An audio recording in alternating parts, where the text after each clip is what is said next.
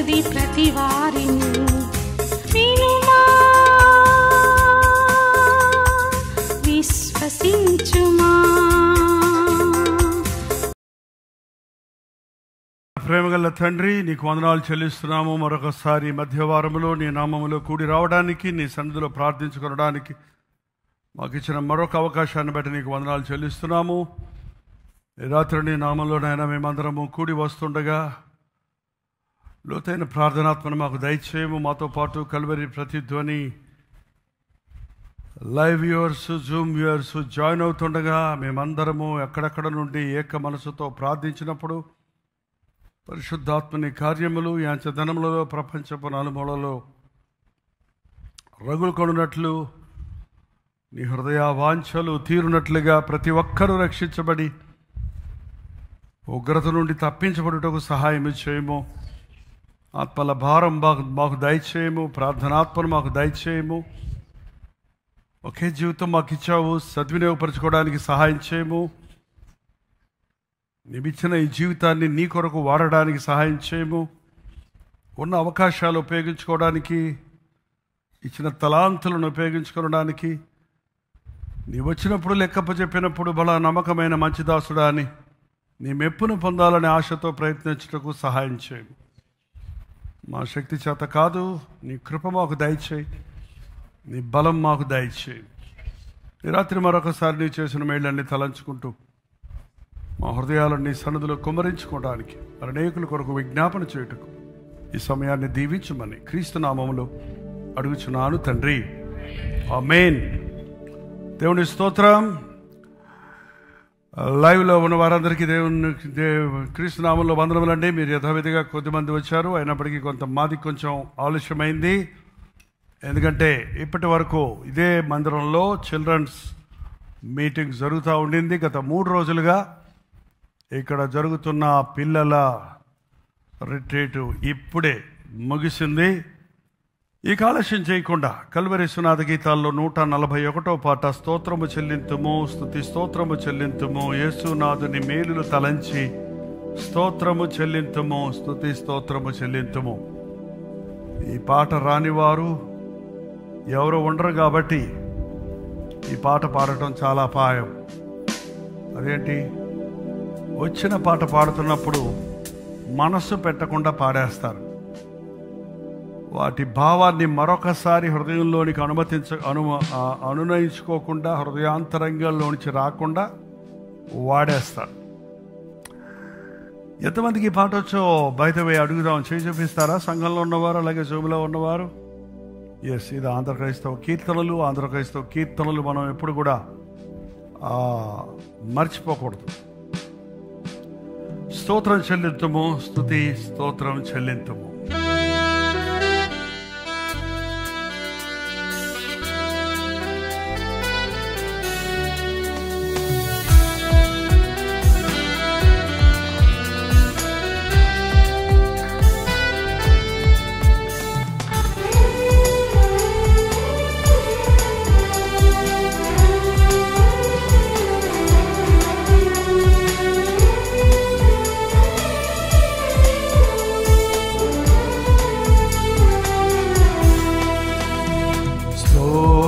చెల్లింతుమో, స్తుతి స్తోత్రం చెల్లింతుమో, యేసునాథుని మేలులు దలచి, యేసునాథుని మేలులు దలచి స్తోత్రం చెల్లింతుమో, స్తుతి స్తోత్రం చెల్లింతుమో. హలో సార్, స్తోత్రం చెల్లింతుమో, స్తోత్రం చెల్లింతుము. అందరూ పాడాలి, మరి అందరూ వచ్చున్నారు. యేసునాథుని మేలులు దలచి, యేసునాథుని మేలులు దలచి స్తోత్రం చెల్లింతుము, స్తుతి స్తోత్రం చెల్లింతుము. దీవారాత్రములు కంటి పాపవలే కాచి, దీవారాత్రములు కంటి పాపవలే కాచి, దయగల హస్తముతో బ్రోచి నడిపించితివి, దయగల హస్తముతో బ్రోచి నడిపించితివి. స్తోత్రం చెల్లింతుము, స్తోత్రం చెల్లింతుము. యేసునాథుని మేలులు దలచి, యేసునాథుని మేలులు దలచి స్తోత్రం చెల్లింతుము, స్తోత్రం చెల్లింతుము.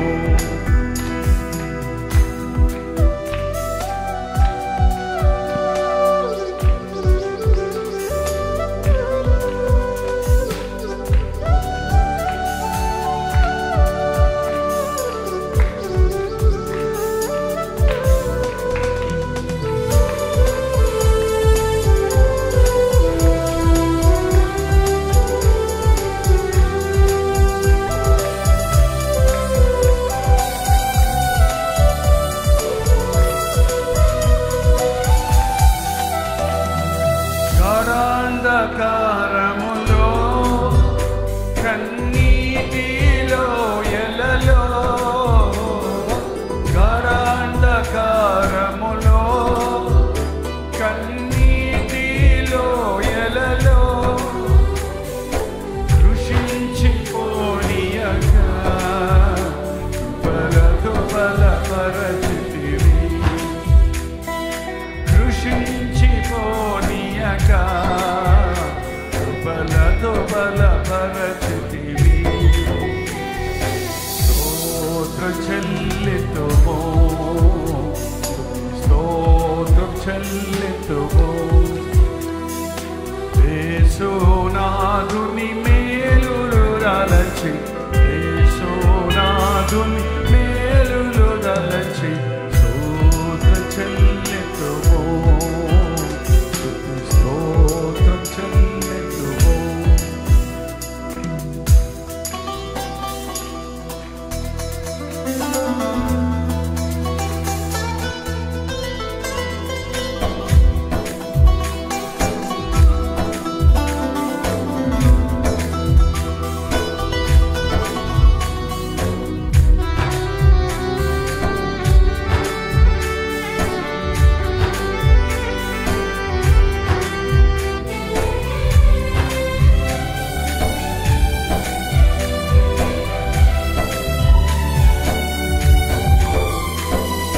సియోను మార్గములో పలుశోధనలే రాగా,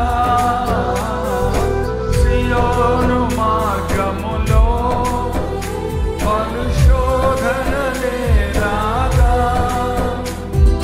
సతాను జయించుటకు విశ్వాసము నీచితివి, సతాను జయించుటకు విశ్వాసము నీచితివి. స్తోత్రం చెల్లితుము, స్తోత్రం చెల్లితుము. యేసునాథుని మేలులు దలచి, యేసునాథుని మేలులు దలచి స్తోత్రం చెల్లితుము, స్తోత్రం చెల్లితుము. చివరిసారి నిలబడి పాడదాం, నిలబడి పాడదాం.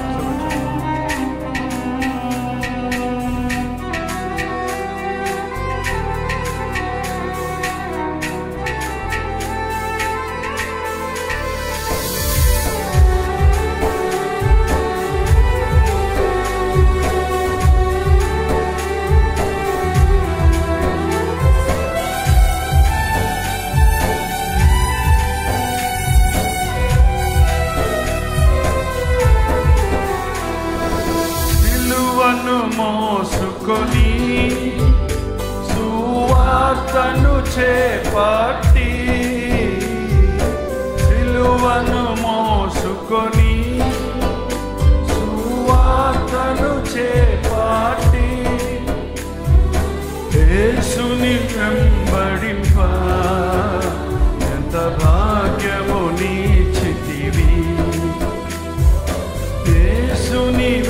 వెంబడింప ఎంత భాగ్యము నీచితివి. స్తోత్రం చెల్లితుము, స్తోత్రం చెల్లితుము. యేసునాథుని మేలులు దలచి, యేసునాథుని మేలులు దలచి స్తోత్రం చెల్లితుము, స్తోత్రం చెల్లితుము, స్తోత్రం చెల్లితుము, స్తోత్రం చెల్లితుము. యేసునాథుని యేసునాథుని మేలులు దలచి, యేసునాథుని మేలులు దలచి, యేసునాథుని మేలులు దలచి, యేసునాథుని మేలులు దలచి. అన్నిసార్లు పాడాం కదా, ఎన్ని మేళ్ళు తలంచారు? ఏమైనా ఒక మేలు గుర్తొచ్చిందా పాడుతున్నప్పుడు? యేసునాథుని మేలులు తలంచి అంటే జ్ఞాపకం చేసుకో. యేసునాథుని మేలులు దలంచి, యేసునాథుని మేలులు దలంచి స్తోత్రం చెల్లితుము, స్తోత్రం చెల్లితుము, స్తోత్రం చెల్లితుము, స్తోత్రం చెల్లితుము.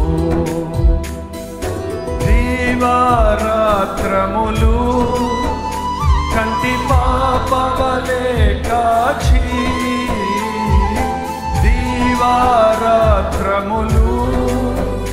కంటి పాపవలే కాచి దయగల హస్తముతో బ్రోచి నడిపించితివి, దయగల హస్తముతో బ్రోచి నడిపించితివి. స్తోత్రం చెల్లితుము, స్తోత్రం చెల్లితుము. యేసునాథుని మేలులు దలచి, యేసునాథుని మేలులు దలచి స్తోత్రం చెల్లితుము, స్తోత్రం చెల్లితుము. గడ అంధకారములో కన్నీటిలో ఎలలో, గడ అంధకారములో కన్నీటిలో ఎలలో కృషించిపోనియక బలతో బలపరచితివి, కృషించిపోనియక బలతో బలపరచితివి. స్తోత్రం చెల్లితుము, స్తోత్రం చెల్లితుము. యేసునాథుని మేలులు దలచి, యేసునాథుని మేలులు దలచి స్తోత్రం చెల్లితుము, స్తుతి స్తోత్రం చెల్లితుము. అలాగే కొద్ది నిమిషాలు కళ్ళు మూసుకొని ఆయన మేలు తలంచి ఆయన సన్నిధిలో స్తుతులు చెల్లిద్దాం. మోకరించగలిగిన వారు మోకరించండి, లేని వారు నిలబడి మీరున్న స్థలాల్లో దేవునికి మొరపెట్టండి. గాఢాంధకార లోయల్లో, కన్నీటి లోయల్లో ఉన్నప్పుడు, బాధలలో ఉన్నప్పుడు, వ్యాధులలో ఉన్నప్పుడు, సమస్యల్లో ఉన్నప్పుడు, దుఃఖంలో ఉన్నప్పుడు, ఇక నిరీక్షణ లేదనుకున్న దినములలో, కృంగిపోయిన దినములలో, ఆదరణ లేక చితికిపోయిన దినములలో నేనున్నాను అని చెప్పే యేసయ్యా, నేను నిన్ను సృష్టించిన వాడనని, నీ అవసరతలు తీర్చువాడనని,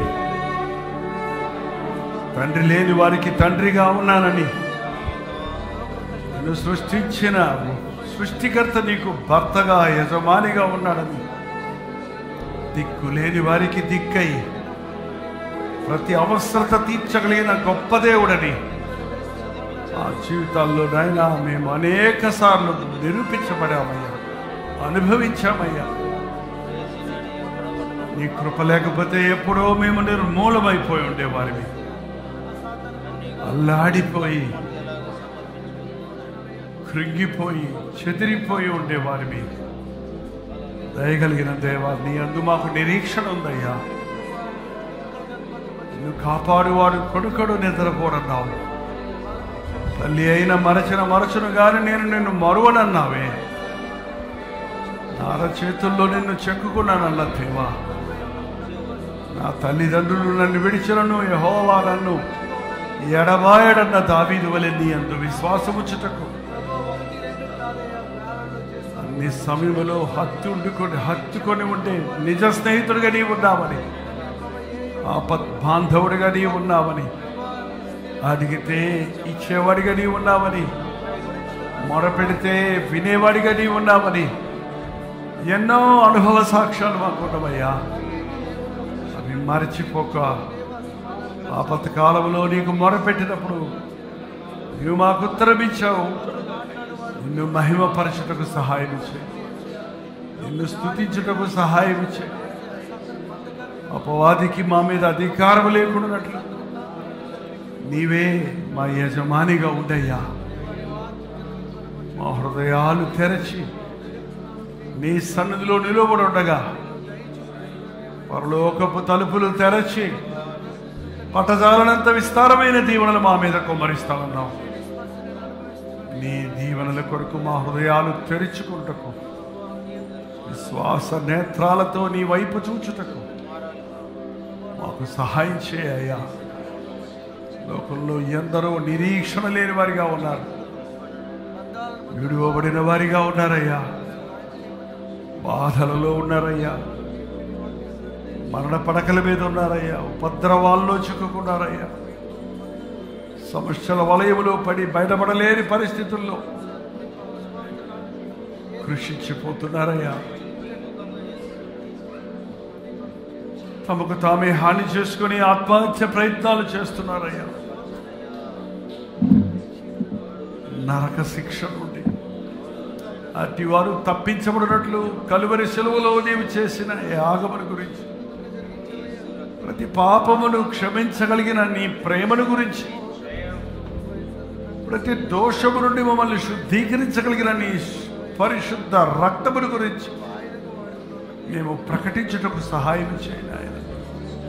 ఇతరులకు సాక్ష్యం ఇచ్చుటకు సహాయం చేయాలి. క్షమించబడ్డ మేము క్షమించబడని వారి కొరకు ప్రార్థించుటకు, ఆపదలలో ఉపద్రవములలో విడిపించబడిన మేము అట్టి స్థితిలో ఉన్న వారికి సాక్ష్యం ఇచ్చుటకు, నిన్ను ప్రేమించే ప్రభువు ఉన్నాడని హెచ్చరించుటకు సహాయం చేయాలి. సీయోనులో నిర్విచారముగా ఉన్న వారికి శ్రమ అన్నావు. మా శ్రమలు తీరినమని మేము హాయిగా ఉన్నామని నిర్విచారముగా ఉండక నశించిపోతున్న ఆత్మల కొరకైన భారం మాకు దయచేయి. క్రీస్తు యేసును కలిగిన మనసు మాకు దయచేయి. ప్రతివాడు సొంత కార్యములు చూసుకుంటాడు కానీ ఇతరుల కార్యములు చూడరన్న మాట ఈ అంచదనాల్లో చూస్తూనే ఉన్నామయ్యా. ఒకే ఇంటిలో ఉన్న అన్నదమ్ముల మధ్య, అక్క చెల్లెళ్ళ మధ్య, భార్యాభర్తల మధ్య కూడా ఇటు స్వార్థ బుద్ధిని చూస్తున్నామయ్యా. ఇంత భయంకరమైన దినములలో క్రీస్తు మనస్సు కలిగి, క్రీస్తు ప్రేమ కలిగి, క్రీస్తు వలె జీవించుటకు మాకు సహాయం చేయను ఆయన. నీ బిడ్డలమని చెప్పుకునే మేము నీ పోలికలు కలిగి ఉండాలి కదా, నీ గుణగణాలను కలిగి ఉండాలి కదా. క్రీస్తులోని దయ, ప్రేమ, కరుణ, క్షమ, సహనము, ఓర్పు, త్యాగము, సమర్పణ అనే గుణశీలాలు మా జీవితాల్లో కూడా కనపడటకు సహాయం చేయండి. ప్రార్థన ద్వారా మాత్రమే వీటిని మేము పొందగలమని, నీ సన్నిధిలో వేచున్నప్పుడు మాత్రమే వీటిని మేము సంపాదించుకోగలమని నమ్మటకు సహాయం చేయ. వీధుల్లో దొరికేవి కావివి, షాపుల్లో అమ్మేవి కావివి. కేవలము నీ పాదముల యొద్ద, నీ శిలువ ధ్యానము ద్వారా, నీ వాక్య ధ్యానము ద్వారా, నీ ఆత్మ కుమ్మరింపు ద్వారా మాత్రమే మేము రూపాంతర అనుభవాన్ని పొందగలమని గుర్తించుటకు నాయన ఇటు ప్రార్థనా సమయాలను విలువైన సమయాలుగా ఎంచుకున్నటకు ఈ రాత్రి మా హృదయాలకు సేద తీర్చయ్యా. అలిసి ఉన్నామయ్యా, విసికి ఉన్నామయ్యా, కృంగి ఉన్నామయ్యా, అనారోగ్యంలో ఉన్నామయ్యా, నిందలతో ఉన్నామయ్యా, గమ్యం లేని స్థితిలో నిర్లక్ష్యంగా ఉన్నామయ్యా, అజాగ్రత్తగా ఉన్నామయ్యా. మా స్థితిని మేము ఎరగలేని అంధత్వంలో ఉన్నామయ్యా. మా మనోనేత్రాలు తెరువయ్యా. నీ సన్నిధిలో, నీ ముఖ కాంతిలో మా హృదయాలు చూసుకుంటూ నీ కృప కొరకు వేడుకొనుటకు ఈ రాత్రి సహాయం చేయి. మాతో పాటు లైవ్లో, జూమ్లో వీక్షిస్తున్న ప్రతి ఒక్కరిని నీవు చూస్తున్నావు కదా, వారి హృదయ అవసరతలు ఎరుగున్నావు కదా. నీ కృపను మా మీద కుమ్మరించి ఈ రాత్రి మా ప్రతి అవసరతను తీర్చమని క్రీస్తు నామములో అడుగుచున్నాము తండ్రి, ఆమేన్. దయచేసి కూర్చుందాం.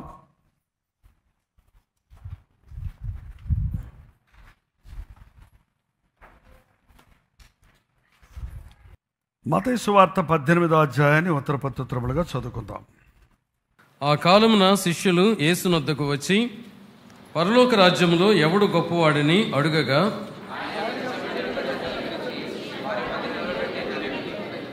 మీరు మార్పు నొంది బిడ్డల వంటి వారైతేనే గాని పరలోక రాజ్యంలో ప్రవేశింపరని మీతో నిశ్చయముగా చెప్పుచున్నాను.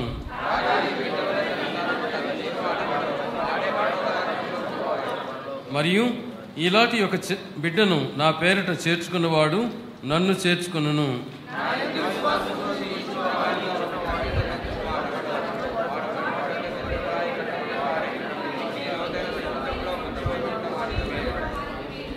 అభ్యంతరముల వలన లోకమునకు శ్రమ, అభ్యంతరములు రాక తప్పవు గాని ఎవని వలన అభ్యంతరము వచ్చునో ఆ మనుషునికి శ్రమ.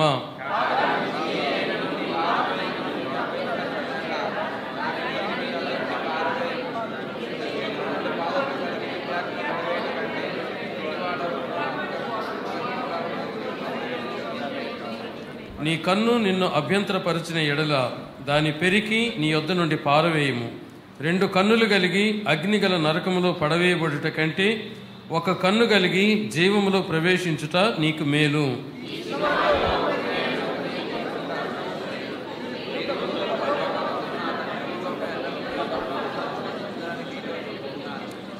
మీకేమి తోచును? ఒక మనుషునికి 100 గొర్రెలుండగా వాటిలో ఒకటి తప్పిపోయిన ఎడల 99 కొండల మీద విడిచి వెళ్ళి తప్పిపోయిన దానిని వెదకడా?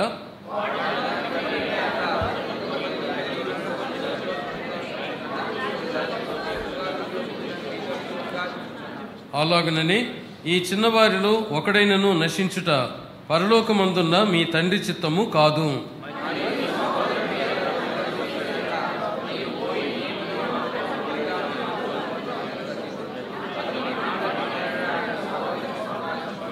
అతడు వినని ఎడల 2-3 సాక్షుల నోట ప్రతి మాట స్థిరపరచబడినట్లు నీవు ఒకరినిద్దరిని వెంటబెట్టుకొని అతని యొద్దకు పొమ్ము.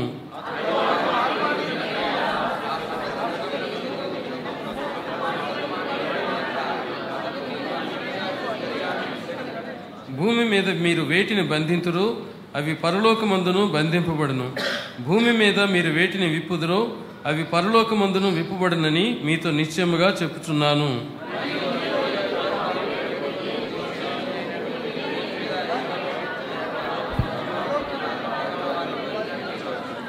ఏలయనగా 2-3 నా నామమున ఎక్కడ కూడి ఎందురో అక్కడ నేను వారి మధ్యన ఉందునని చెప్పెను.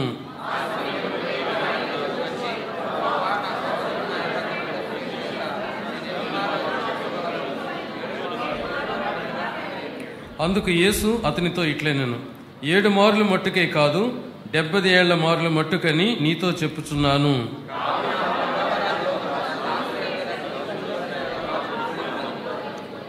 అతడు లెక్క చూచుకున్న మొదలు పెట్టినప్పుడు అతనికి 10,000 తలాంతులు అచ్చి ఉన్న ఒకడు అతని యొద్దకు తేబడెను.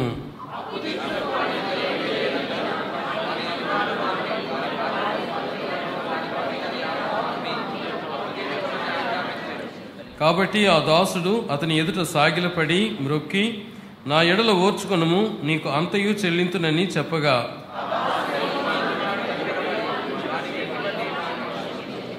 అయితే ఆ దాసుడు బయటకు వెళ్ళి తనకు 100 దేనారములు అచ్చి ఉన్న తన తోడి దాసులలో ఒకనిని చూచి వాని గొంతు పట్టుకొని, నీవు అచ్చి ఉన్నది చెల్లింపుమనెను.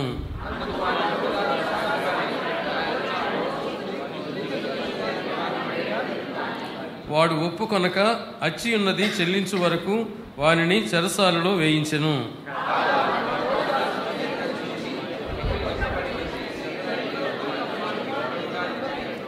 అప్పుడు వాని యజమానుడు వానిని పిలిపించి, చెడ్డదాసుడా, నీవు నన్ను వేడుకొంటివి గనుక నీ అప్పంతయు క్షమించితిని.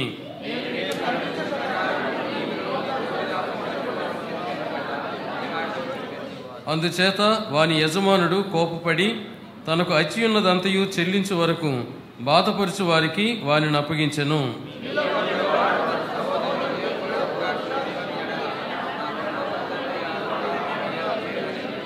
దేవుడు తన పరిశుద్ధ వాక్యం మన వినికిడిలో దీవించునుగాక. ఆమేన్. పిల్లలను చూస్తే కొంతమందికి అల్లరి అంటారు. పిల్లలు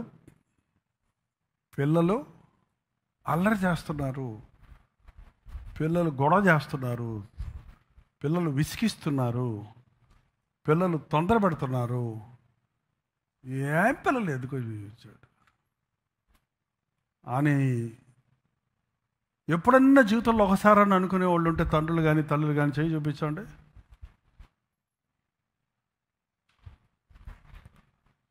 మీ దగ్గరకు వచ్చి మీ పిల్లల్ని లాక్కుపోవాలి. ఏదేమైనప్పటికీ పిల్లల్ని పెంచడం అంటే వాళ్ళకి పాల బాటిళ్ళు, వాళ్ళకి కావలసిన డైపర్స్, వాళ్ళ వస్త్రాలు, వాళ్ళకి కావాల్సిన మెడిసిన్స్, ఆ పోలియో డ్రాప్స్, ఇది అది కొంచెం పెరిగేటప్పటికి స్కూల్ ఫీజులు, పుస్తకాల ఫీజులు మండిపోతున్నాయి అంట. ఏంటి స్కూల్ మేనేజ్మెంట్లు ఏం చెబుతారంట, మా దగ్గరే పుస్తకాలు కొనాలి, మా దగ్గర నోటు పుస్తకాలు కూడా కొనాలి, మేమిచ్చే యూనిఫామ్ మా దగ్గరే కొనుక్కోవాలి, సంచి కూడా మీ సంచి కాదు స్కూల్ సంచే కొనాలి అని వాళ్ళు ఎంత నిర్ణయిస్తే అంత మొత్తం కలిపి కొన్ని వేలు ఎల్కేజీ వాడికి 4000 ఏదో చెప్తుంటే విన్నాను. ఇంత చేస్తే చదివేది ఏబిసిడియే.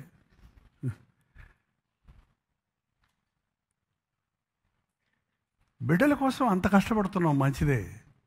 కానీ ఆ బిడ్డలు బాగా చదువుకోవాలి అనే ఆశ చాలామంది తల్లిదండ్రులకు ఉంది. అంతకు మించిన ఆలోచన రావట్లేదే. మా బిడ్డలు యోగ్యులుగా పెరగాలి, మా బిడ్డలు దేవుని భయములో పెంచాలి, మా బిడ్డలు దేవుని దృష్టిలో గొప్పవారిగా ఉండాలి, మా బిడ్డలు చిన్నప్పటి నుంచి విశ్వాసం నేర్పించాలి, బిడ్డలకి ప్రార్థన నేర్పించాలి, మా బిడ్డల మొదటి మాట అమ్మ కాదు యేసయ్య అనాలి అని ఎంతమందికి ఉంటుందండి? మాట్లాడుతున్నాడు పిల్లోడు అంటాడు, బూతులు మాట్లాడుతుంటారు కొంతమంది పిల్లలు. తెగ సంతోషపడిపోతాడు, అబ్బా మా పిల్లోడు అప్పుడే బూతులు మాట్లాడేవాడు అయిపోయాడు, బతికిపోతాడు వీడు. ఎక్కడ బతికిపోతాడండి? బిడ్డల నోట దేవుని మాట ఉండాలి. ఎట్లా వస్తుంది అది? తల్లి వలన వస్తుంది, తండ్రి కాదు. మదర్ టంగ్ అంటారు. మొదట తల్లి, తర్వాత తండ్రి ప్రభావం, తల్లిదండ్రుల ప్రభావం బిడ్డల మీద ఉంటుంది. వన్ పేరెంట్ పిల్లలు ఇప్పుడు సగం మంది అమెరికాలో, నాటి సగానికి 70% పిల్లలు తల్లిదండ్రులతో లేరు, తల్లితోనో తండ్రితోనో ఉన్నారు. అప్పుడప్పుడు పోయి చూపించి తీసుకొచ్చుకుంటారంట. అంతే. అంటే వాళ్ళు పెరిగేటప్పుడు ఏమవుతుంది, వాళ్ళ పెరుగుదలలో ఒక విధమైన ట్రైనింగ్ వాళ్ళకి లేదు. కాబట్టి అలాంటి వారు యోగ్యులు అవ్వటం లేదు. అలాంటి వారు విపరీతమైన తత్వాలు కలిగిన వారిగా పెరిగిపోతున్నారు. పిల్లలు దేవుడు మనకి ఇచ్చినప్పుడు గర్భఫలమై యెహోవాయొచ్చు దానము, కుమారులు ఆయన అనుగ్రహించు స్వాస్థ్యము. అది మనుషుడు ప్రయత్నంతో సంపాదించుకునేది కాదు. ఇవాళ ఏదో ఆర్టిఫిషియల్గా చాలా ప్రయత్నాలు చేస్తున్నారు, కానీ దానికి కూడా ఆ పురుషుడు స్త్రీ అవసరం. దేవుడి యొక్క సృష్టి అవసరం. ఏదో కోడిగుడ్డులు తయారు చేసినట్టు, ప్లాస్టిక్ కోడిగుడ్లు తయారు చేసినట్టు ఇప్పుడు మనుషులను కూడా తయారు చేస్తూ ఎక్కడో కనిపెట్టారంట. ఏంటండి అది ఎంతవరకు నిజమో, ఒక మనిషిని అట్లాంటి బిడ్డను తయారు చేస్తానికి ఎన్ని కోట్లు ఖర్చు పెడతాడో, ఆ ఖర్చు పెట్టి వాడు పెరిగిన తర్వాత వాడు ఎట్లుంటాడో, మంచిగా పుట్టిన వాళ్ళే తిక్కలుకున్నారు. వాడు పెరిగాక వాడు ఏం ఆలోచిస్తాడో, ఏం చేస్తాడో, ఎవరిని మింగుతాడో, ఎవరిని పొడుస్తాడో ఎవరికి తెలియదు. దేవుడిచ్చిన బిడ్డల్ని దేవుడికి కొరకు మనం పెంచాలి. చాలా నన్ను అడిగితే లోకంలోని అతి కష్టమైన పని ఏంటంటే డబ్బులు సంపాదిస్తామంటారు కొంతమంది. మాలాంటి సేవకులు దేవుని సేవ చేయటం అంటారు. ఏంటంటే అతి కష్టమైన పని అంటే మీకేం తెలుసండి, ఎండలో వ్యవసాయం చేయటం కష్టమైన పని అంటారు. మీకేం తెలుసండి, కంప్యూటర్ దగ్గర బుర్రలు మండిపోతున్నాయి, మాకు నడువులు ఇరిగిపోతున్నాయి, కంప్యూటర్ పని మా కళ్ళు మండిపోతున్నాయి, మాదే బ్రెయిన్ పని అని అంటారు. ఏంటండి అవన్నీ కష్టమే, నిజమే. ఓ తల్లికి 2 కుమారులు ఉన్నారంట. ఒకడేమో కంప్యూటర్ ఇంజనీర్ అయ్యాడంట, ఒకడేమో వ్యవసాయం చేస్తాడంట. పొద్దున్న నుంచి సాయంత్రం దాకా ఎండలో పనిచేసి ఆ డబ్బులతో తమ్ముడిని చదివించుకుంటున్నాడంట. ఇద్దరు అలసిపోయి వస్తే వాళ్ళమ్మ ఒకరోజు ఏం చేసిందంటే, అంత ఎన్నపూస తీసుకొని, ఎన్నపూస అంటే తెలుసా మీకు? వెన్నుపూస కాదు, వెన్నపూస. ఓకే, వెన్నపూస తీసుకొని ఇద్దరు తల మీద పెట్టిందటండి. పెడితే కంప్యూటర్ ఉద్యోగం చేసేవాడు వెన్నపూస ఏమో కరిగిపోయింది, వీడిదేమో చక్కగా మొదలాగే ఉంది. అంటే ఏంటి అర్థం? వీడు బాడీ అలసిపోయింది కానీ మెయిన్ బ్రెయిన్ కూల్గా ఉంది. ఆయన బాడీ ఏం అలవలా, ఏసీ రూమ్లో కూర్చున్నాడు హాయిగానే, కానీ బుర్ర హీట్ ఎక్కిపోయింది అనమాట. నిజమే, ఏ పనికి ఆ కష్టం ఉంది. తల్లి పని తల్లిదే కష్టమే, తండ్రి పని తండ్రిది కష్టమే, పోషించడం కష్టమే, సంపాదించడం కష్టమే, ఫీజులు కట్టడం కష్టమే. కానీ దేవుడి ఇచ్చిన బిడ్డల్ని దేవుని కొరకు పెంచడం అనేది ద హార్డెస్ట్ వర్క్ అండి, చాలా కష్టం అది. నా జీవితంలో నా 3 బిడ్డల్ని దేవుని కొరకు పెంచడానికి ఊరికే వాళ్ళు పెరిగిపోలేదండి. ఏమీ అవకాశాలు లేనప్పుడు, ఇప్పుడంటే వరల్డ్ మారిపోయింది. నేను చిన్న గుడిసెలోనే 3 బిడ్డలను పెట్టుకొని ఉన్నాను. నేను ఒక్క బైక్లోనే 3 పిల్లలను తిప్పుకొని వెళ్ళాను. వాళ్ళకి ఏం కొనిపెడతానికి నా దగ్గర డబ్బులు ఉండేవి కావు, వాళ్ళు అడిగినవన్నీ. కానీ వాళ్ళని ఎంత సంతృప్తిగా చిన్నప్పటి నుంచి విశ్వాసం నేర్పించడం. యవనకస్తులు చిన్నపిల్లలప్పుడు చిన్నపిల్ల గొడవ, యవనస్తులు వస్తే గొడవ లేదా? ఇంకా యవన కాలంలో కాయటం అనేది ఇంకా చాలా ప్రమాదమైంది. యవన కాలంలో వాళ్ళు తిరగబడతారు, రెట్టిస్తారు. చాలా గాజు పాత్రను హ్యాండిల్ చేయనట్టు చేయాలి. ఏమాత్రం గాజు పాత్రను అజాగ్రత్తగా వదిలేవా పగిలిపోద్ది. చాలా కష్టమైన పని. మరి ముఖ్యంగా వారిని దేవుని చిత్తములో స్థిరపరచడం అనేది చాలా గొప్ప పని. వారి వివాహాల విషయంలో దేవుని నిర్ణయాలు తెలుసుకొని దాని ప్రకారంగా దేవుని సహాయంతో వివాహాలు చేయటం అనేది చాలా గొప్ప పని. మీ చిన్న బిడ్డలప్పుడు మీరు సరిగా పెంచితే పెద్దవారైనప్పుడు వాళ్ళు గొప్పవారు అవుతారండి. బాలుడు నడవవలసిన త్రోవ వాడికి నేర్పించు, వాడు పెద్దవాడైనప్పుడు దానిలో నుండి తొలగిపోడు. దీనికి మరొక మాట యాడ్ చేశారు. ఏంటంటే బాలుడు నడవవలసిన మార్గం వారికి నేర్పించు, నువ్వు కూడా ఆ మార్గంలోనే నడువు, అప్పుడు వాళ్ళు పెద్దవారైనప్పుడు గొప్ప. నువ్వు చెప్పి పిల్లలకి నువ్వు ఇంకోటి చేస్తే పిల్లలు నువ్వు చెప్పింది చేస్తారా, చేసింది చేస్తారా? అసలు పిల్లలే కాదు, ఏ మనుషుడైనా అంతే. మీరు అందరూ ప్రార్థన చేసుకోండి, నేను కొంచెం రెస్ట్ తీసుకొని వస్తాను, లోపలికి వెళ్ళి నేను ఒక నాప్ వేసి వచ్చాననుకోండి, ఈ లోపల వచ్చేటప్పటికి మీరేం చేస్తుంటారు ఇక్కడ? ఎదురుగుండా మోకరించి కళ్ళు మూసుకుంటేనే మీరేం చేస్తున్నారో మీకు తెలుసు, మీ దేవుడికి తెలుసు. నాకెందుకు? మిమ్మల్ని చూస్తుంటే మళ్ళీ నా ప్రార్థన అయిపోద్ది. ఏంటంటే కుదరదు. చెప్పినా కూడా చేసినా కూడా వినని వారు ఉంటారు. కానీ విసుకక, ఓర్పుతో, సహనంతో, ప్రేమతో క్షమిస్తూ, ఈ లోకంలో మనం ఎక్కువసార్లు క్షమించవలసింది ఎవడో మన విరోధుల్ని కాదండి, మన విరోధుల్ని కాదు, మన శత్రువుల్ని కాదు, మనకు అపకారం చేసిన వాళ్ళని కాదు, మన పిల్లల్ని క్షమించడం నేర్చుకోవాలి. పిల్లల్ని క్షమించరండి వాళ్ళ తల్లిదండ్రులు. నా కళ్ళ ముందు పెరిగినాడు, నువ్వు నాకే చెప్తావు, పరా నీ మొహం నాకు చూపించరా అంటారు కదండి. తప్పిపోయినప్పుడు పిల్లల్ని తరిమేస్తే ఇక వాళ్ళు ఏమైపోతారు? సాతాను కౌగిల్లో చేరిపోతారు కదా, జీవితం చిందరవందర అయిపోద్ది కదా. పిల్లల విషయంలో మనం జాగ్రత్తగా ఉండాలి. పెద్దోళ్ళు ఎందరితో ఏం చేయలేమండి. అదే ప్రభు మళ్ళీ మళ్ళీ చెప్తున్నాడు, చిన్న పిల్లలను ప్రభు ఎంతో ప్రేమించాడు. ఒకసారి చూడండి, మార్కు సువార్త 10వ అధ్యాయం 12వ వచనం 13వ వచనం. తమ చిన్న బిడ్డలను ముట్టవలనని కొందరు ఆయన యొద్దకు వారిని తీసుకొని వచ్చిరి. అయితే శిష్యులు వారిని తీసుకుని వచ్చిన వారిని గద్దించిరి. అది చూచి కోపపడి, చిన్న బిడ్డలు నా యొద్దకు రానియుడి, వారిని ఆటంకపరచవద్దు, దేవుని రాజ్యము ఇలాంటి వారిదే. యేసు ప్రభు చుట్టూ ఎప్పుడు గుంపులు గుంపులు జనం ఉండేవారు. తెలుసు కదా మీకు, అది తెలీదా? జనసమూహము పట్టణమైన ఎంట పోతుంది అని ఆ పరిచయులు శాస్త్రులు గగ్గోల పెట్టారు. ఊరంతా ఈయన వెంటకాలు వెళ్ళిపోతుంది ఏంటి, ఈయన ఏదో అద్భుతాలు చేస్తున్నాడు, ఈయన స్వస్థతలు చేస్తున్నాడు, ఈయన ఆహారం పెడుతున్నాడు, ఈయనే రాజు అయిపోతాడేమో. ఆ రాజుగారికి కూడా అసూయ వచ్చేసింది.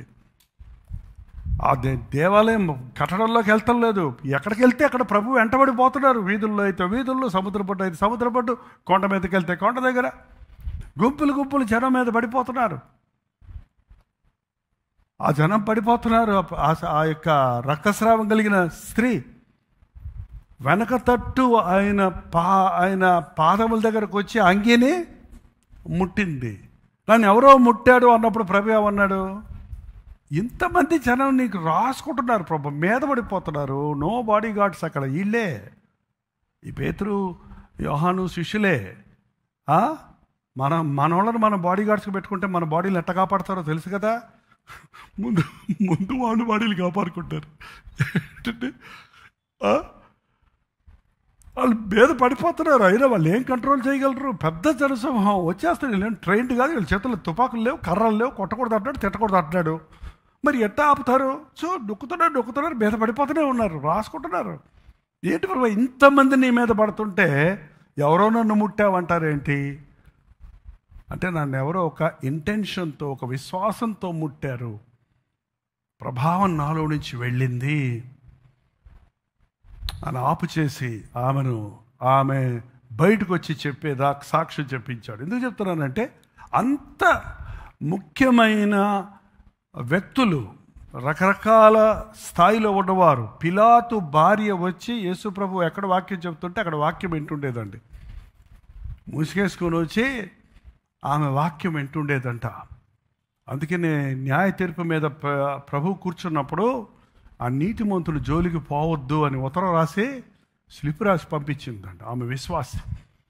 ఆ రోజు రాణు వారిలో, ఆ యొక్క రాజ్యాంగంలో, ఆ యొక్క ఈవెన్ పరిచయులు, శాస్త్రులు చాలా నిష్ట కలిగిన వాళ్ళైన, అందులో అరిమిత యోసేపు ప్రభువు మాటలు విని పరివర్తన చెందాడు. నికోదేమో, తల నెరిసిన వృద్ధుడైన నికోదేమో ప్రభు మాటలు విని విశ్వసించి రహస్యంగా ఉన్నారు. కానీ ప్రభు మరణించిన తర్వాత బయటకు వచ్చారు వాళ్ళిద్దరు. సో ఇంతమంది విఐపీస్ అందరూ ప్రభు దర్శనం కోసం వస్తుంటే మీరు చిన్నపిల్లల్ని తీసుకొని వస్తారేంటి అని చెప్పి శిష్యులు వారిని గద్దించారంట. చెప్పారంటే పర్వాలా, గద్దిస్తారు ఎందుకు బాబోయ్? బైబిల్లో చాలా నేర్చుకోవచ్చు మనం కదా. యేసుప్రభు దగ్గరికి వచ్చే వాళ్ళని ఎవరు కూడా గద్దించకూడదండి. పిల్లలు ఏమనివ్వండి, పెద్దలు అవనివ్వండి, కొత్త వారు అవనివ్వండి.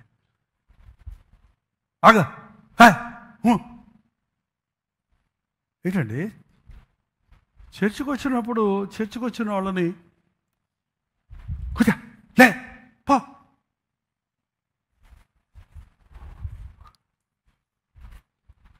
దేవుని ప్రేమ చర్చిలో ఉండాలి. నీకంటే చిన్నోళ్ళైనా, నీకు తెలియని వాళ్ళైనా, ఒకళ్ళ పేదోళ్ళైనా, ఒకళ్ళ చదువు లేని వాళ్ళైనా ప్రేమతో మాట్లాడతాం, గౌరవించి మాట్లాడతాం, నేర్చుకోవాలి. వాళ్ళకి మనం అభ్యంతరం కూడదు. నువ్వు వాటిన మాట అతను వారి హృదయాలు కఠినంగా గుండెకి తగిలిందనుకోండి, ఎంతో ఆశతో నేను వచ్చాను మందిరంలోనికి, నన్ను ఇట్లా చేశారు, నన్ను అవమానపరిచారు, నన్ను లేకపోతే నా పట్ల కఠినంగా ఉన్నారని వాళ్ళు చర్చ మానేసి బ్రష్లు అయిపోయారు అనుకోండి, దేవుడు నిన్ను లెక్క అడుగుతాడు తెలుసా. చాలాసార్లు మనకు తెలియకుండానే ఇతరులకు అభ్యంతరంగా ఉంటున్నాం. మన మాటల్లో, మన ప్రవర్తనలో, మన ప్రార్థన సమయాలలో. లోపలికి వచ్చిన వాడు దేవుని సన్నిధిని మందిరంలో అనుభవించాలి. మనం చూసిన వారు మన ముఖాల్లో దేవుని యొక్క వర్చస్సు, దేవుని ప్రేమ, దేవుని యొక్క ఆప్యాయత మనలో కనబడాలి. యేసు ప్రభు దగ్గరికి వచ్చేవాళ్ళు అనేకులు 99% అవసరతలో ఉన్నవారు, బాధల్లో ఉన్నవారు, వ్యాధుల్లో ఉన్నవారు, సమాధానం లేనివారు దేవుని దగ్గరికి, ప్రభు దగ్గరికి వస్తారండి. చర్చికి వస్తారు. ఇప్పుడంటే ప్రభు అంటే మందిరానికి వస్తారు, లేక దేవుని సేవకుల దగ్గరికి ప్రార్థనకు వస్తారు. అందుకనే నా ప్రభు చెప్పినట్టుగా నా ఎద్దకు వచ్చేవారు నేను ఎంత మాత్రమూ తోసివేయను. కానీ పిల్లల విషయం వచ్చినప్పుడు చాలాసార్లు ఆ పిల్లోడు వాళ్ళకేం తెలుసు, ఆ చిన్న పిల్లలు అంత పెద్ద దైవ సేవ, అంత పెద్ద మెస్సయ్య, అంతమంది విఐపీస్ కాచుకొని కూర్చుంటే మీరు పిల్లల్ని తీసుకొస్తారేంటి ఎప్పుడు అని శిష్యులు వారిని గద్దించారంట. తమిళ్ ఎన్నపొట్టరికి గద్దించారు. ఇన్నొరు మీనింగ్ సొల్లంగా ఆధార్ గద్దించడం కాదుగా, తరిమేశారు, బెదిరించారా? ఎన్నో సొల్లంగా అదర్తారు, గద్దించు కాదు, పోడా భలే ఉంది.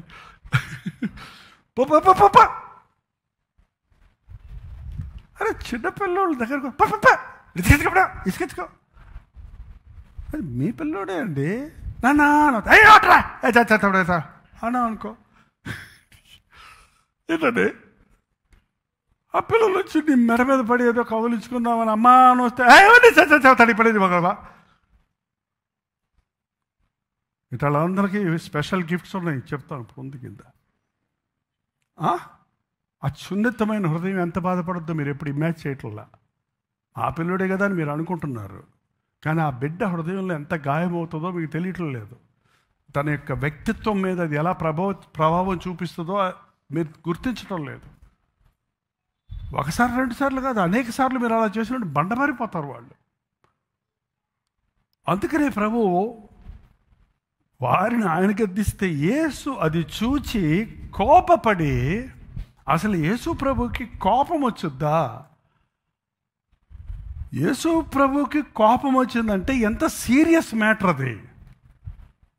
ఆయన శాంతమూర్తి, ఆయన సమాధానకర్త, ఆయన ప్రేమామయుడు. ఆయనకి ఏం చేశారని ఏమైనా చంపారా ఏంటి? చిన్నపిల్లల్ని ఇచ్చేస్తే యేసు ప్రభు కోపం వచ్చిందంట. జాగ్రత్త అండి, మనకిచ్చిన బిడ్డల్ని మన ఇష్టం వచ్చినట్టు చేస్తే యేసు ప్రభుకి ఏమొస్తుంది? మన మీద ప్రేమ వస్తుంది అనుకున్నారా? కోపం వస్తుంది. కేవలం 2 సార్లు మాత్రమే కోపపడ్డాడు ప్రభు బైబిల్లో. ఒకటి చిన్నపిల్లల్ని ఆటంకపరిచినప్పుడు, రెండవది దేవుని మందిరాన్ని దొంగల గుహగా చేసినప్పుడు. దేవుని మందిరాన్ని దొంగల గుహగా చేసినప్పుడు, దేవుని మందిరం పాడైతున్న ఈ తండ్రి ఇంటిని గురించిన ఆసక్తి నన్ను భక్షించుచున్నది. దేవుని సన్నిధిని పాడు చేస్తున్నప్పుడు దేవుడు కోపగించుకుంటాడు, మనల్ని బాధపడతాడు. కోపం అంటే బాధతో, కోపం అనే మాటను మనం వాడుతున్నాం కానండి. కోపం అనే మీరు కోపడతారు ఎప్పుడన్నా? కోపడ్డప్పుడు మీకు హాయిగా ఉంటుందా? హ్యాపీగా ఉంటుందా? కోపడ్డప్పుడు ఎట్లుంటుంది చెప్పండి? చాలా బాధగా ఉంటుంది. మనం కోపంలో అన్న మాటలు కానీ, మనం కోపంలో తిట్టిన తిట్లు కానీ, కోపంలో చేసిన పనులు కానీ మనల్ని వెంటాడుతూనే ఉంటాయి. అయ్యో ఎందుకు చేశానని మళ్ళీ ఒక విధమైన వేదన కలుగుతుంటుంది. అంటే ఒక వ్యక్తిని మనం కోపం తెప్పిస్తున్నామంటే దాని అర్థం ఏంటన్నమాట, ఆయన్ని బాధపడుతున్నాం. ప్రభు బాధపడ్డాడు అక్కడ. ఆ బాధతో ఏంటి శిష్యులు ఇంతకాలం నా దగ్గర ఉండి ఏం నేర్చుకున్నారు? నా మనసు రాలేదే, వీరికి సత్యం తెలియలేదే, వీళ్ళు నా దగ్గరకు వచ్చేవారిని ఆటంకపరుస్తున్నారే అని కోపపడి ఏమన్నాడండి? వారిని ఆటంకపరచవద్దు, దేవుని రాజ్యము ఇలాంటి వారిదే. చిన్న బిడ్డ వలె దేవుని రాజ్యమును అంగీకరింపని వాడు అందులో ఎంత మాత్రమో ప్రవేశించడని మీతో చెప్పుచున్నాను అన్నాడు. ఏమంటున్నాడు? చిన్న బిడ్డల ద్వారా మనం నేర్చుకోవాల్సింది ఉంది. చిన్న బిడ్డలకు మనమే చెప్తున్నాం అనుకుంటున్నామేమో, వాళ్ళ దగ్గర నేర్చుకోవాల్సినవి మనకి ఎన్నో ఉన్నాయండి. బిడ్డల దగ్గర మనం నేర్చుకోవాల్సినవి ఎన్నో ఉన్నాయి. ఇవాళ ఇక్కడ వచ్చిన పిల్లలందరితో చిన్న గిఫ్ట్లు ఏవో ఇచ్చారు మన ప్రియులు. ఆ గిఫ్ట్ వచ్చిన వాళ్ళు యేసు ప్రభు ఎవరు అని నేను ప్రశ్న వేశాను అందరినీ. వాళ్ళు ఇచ్చిన సమాధానాలు చూస్తుంటే అంటే వాళ్ళ దృష్టిలో యేసు ప్రభు ఎవరంటే హీరో అంట. చాలామంది చెప్పింది ఏంటంటే హీరో అంటే ఇప్పుడు అందరూ ఎవరి వైపు పోతుంది వాళ్ళ దృష్టి? Movie heroes. వాళ్ళకి మూవీ స్టార్స్ హీరో, నాకెవరో యేసయ్య హీరో. వావ్, చెబితే వచ్చింది కాదు అది. ఆయన అయితే స్పైడర్ మ్యాన్ అన్నాడు కుర్రోడు. ఆపదలో కాపాడేవాడు నన్ను, నాకు అద్భుతాలు చేసేవాడు. నాయన ఈ పిల్లలకి కాస్త లేరు. నా ఫ్రెండ్ అంటున్నాడు, మా నాయన అంటున్నాడు, మా అమ్మ అంటున్నాడు. ఒకైతే మా అమ్మ అన్నాడు ఆయన. చిన్న చిన్న పిల్లలు ఎవరు? Who is Jesus? వీళ్ళకి పెద్ద బైబిల్లో ఉన్న రాజుల రాజు, ప్రభుల ప్రభు, అద్వితీయుడు అలాంటి మాట చెప్పిన కొంతమంది ఉన్నారులేండి, పెద్దవాళ్ళు, కొంచెం పెద్దవాళ్ళు. బట్ ఈ చిన్నపిల్లలకి పెద్ద పెద్ద మాటలు తెలియవు. వాళ్ళ దృష్టిలో ఏంటి? Who is Jesus? He's my mother, he's my father, he's my hero, he's my friend. చాలామంది మా ఫ్రెండ్ అని చెప్పాడు. ఫ్రెండ్ల కోసం చూడండి, అమ్మ నాన్న కూడా వదిలేస్తుంటారు ఈ రోజున. So if Jesus is your friend ఇంకెంత బాగుంటుంది. పిల్లల దగ్గర కూడా ప్రసంగాలు ఉన్నాయండి, చాలాసార్లు నేర్చుకుంటాను నేను. పిల్లల్ని చూసి మనం అనేక విషయాలు దిద్దుకోవచ్చు, నేర్చుకోవచ్చు. ఆ ఇన్నసెన్సీ, ఆ అమాయకత్వం ఏంటండి. పిల్లల్ని ఆటంకపరచొద్దు, పిల్లల్ని అప్సెట్ చేయొద్దు. మీ పిల్లలకు కోపము రేపక. ఎక్కడ చూడండి అది. ఎఫ్ఎస్సి 6:4 ఒకళ్ళు చదవండి. కొలసి 3:21 ఒకళ్ళు చదవండి. తండ్రులారా మీ పిల్లలకు కోపము రేపక ప్రభు యొక్క శిక్షలోను బోధనలోను మీ పిల్లలకు కోపము రేపక.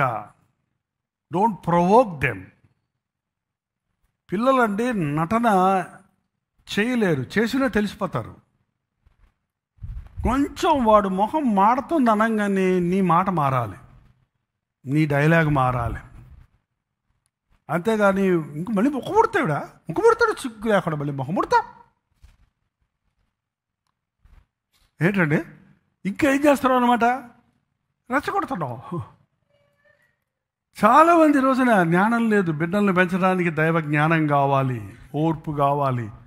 కోపము రేపక అదే సమయంలో వాళ్ళు చెప్పిందంతా చెయ్యం మనం. శిక్షలో ఈ 2 మాటలు ఉన్నాయి చూడండి. ప్రేమలో చదవనమాట, శిక్షలోను బోధలోను. బోధలో బోధించటం వేరు, చెప్పటం వేరు. చెప్పాను వినలేదు అంటారు అందరూ. చెప్పటం వేరు, బోధించటం వేరు. బోధించడం అంటే అర్థం ఏంటి? అర్థమయ్యేటట్టు చెప్పటం, అర్థమయ్యే వరకు చెప్పటం.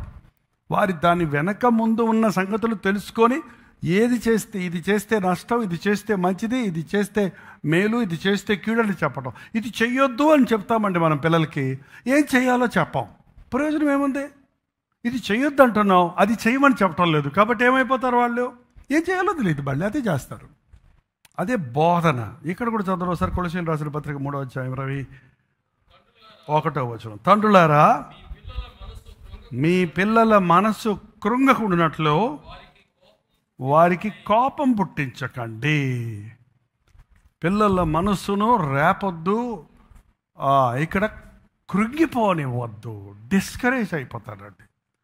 నిజంగా చెప్పండి, మన పిల్లలకి ఎవరండి ముఖ్యం? వాళ్ళకి హోప్ ఎవరు?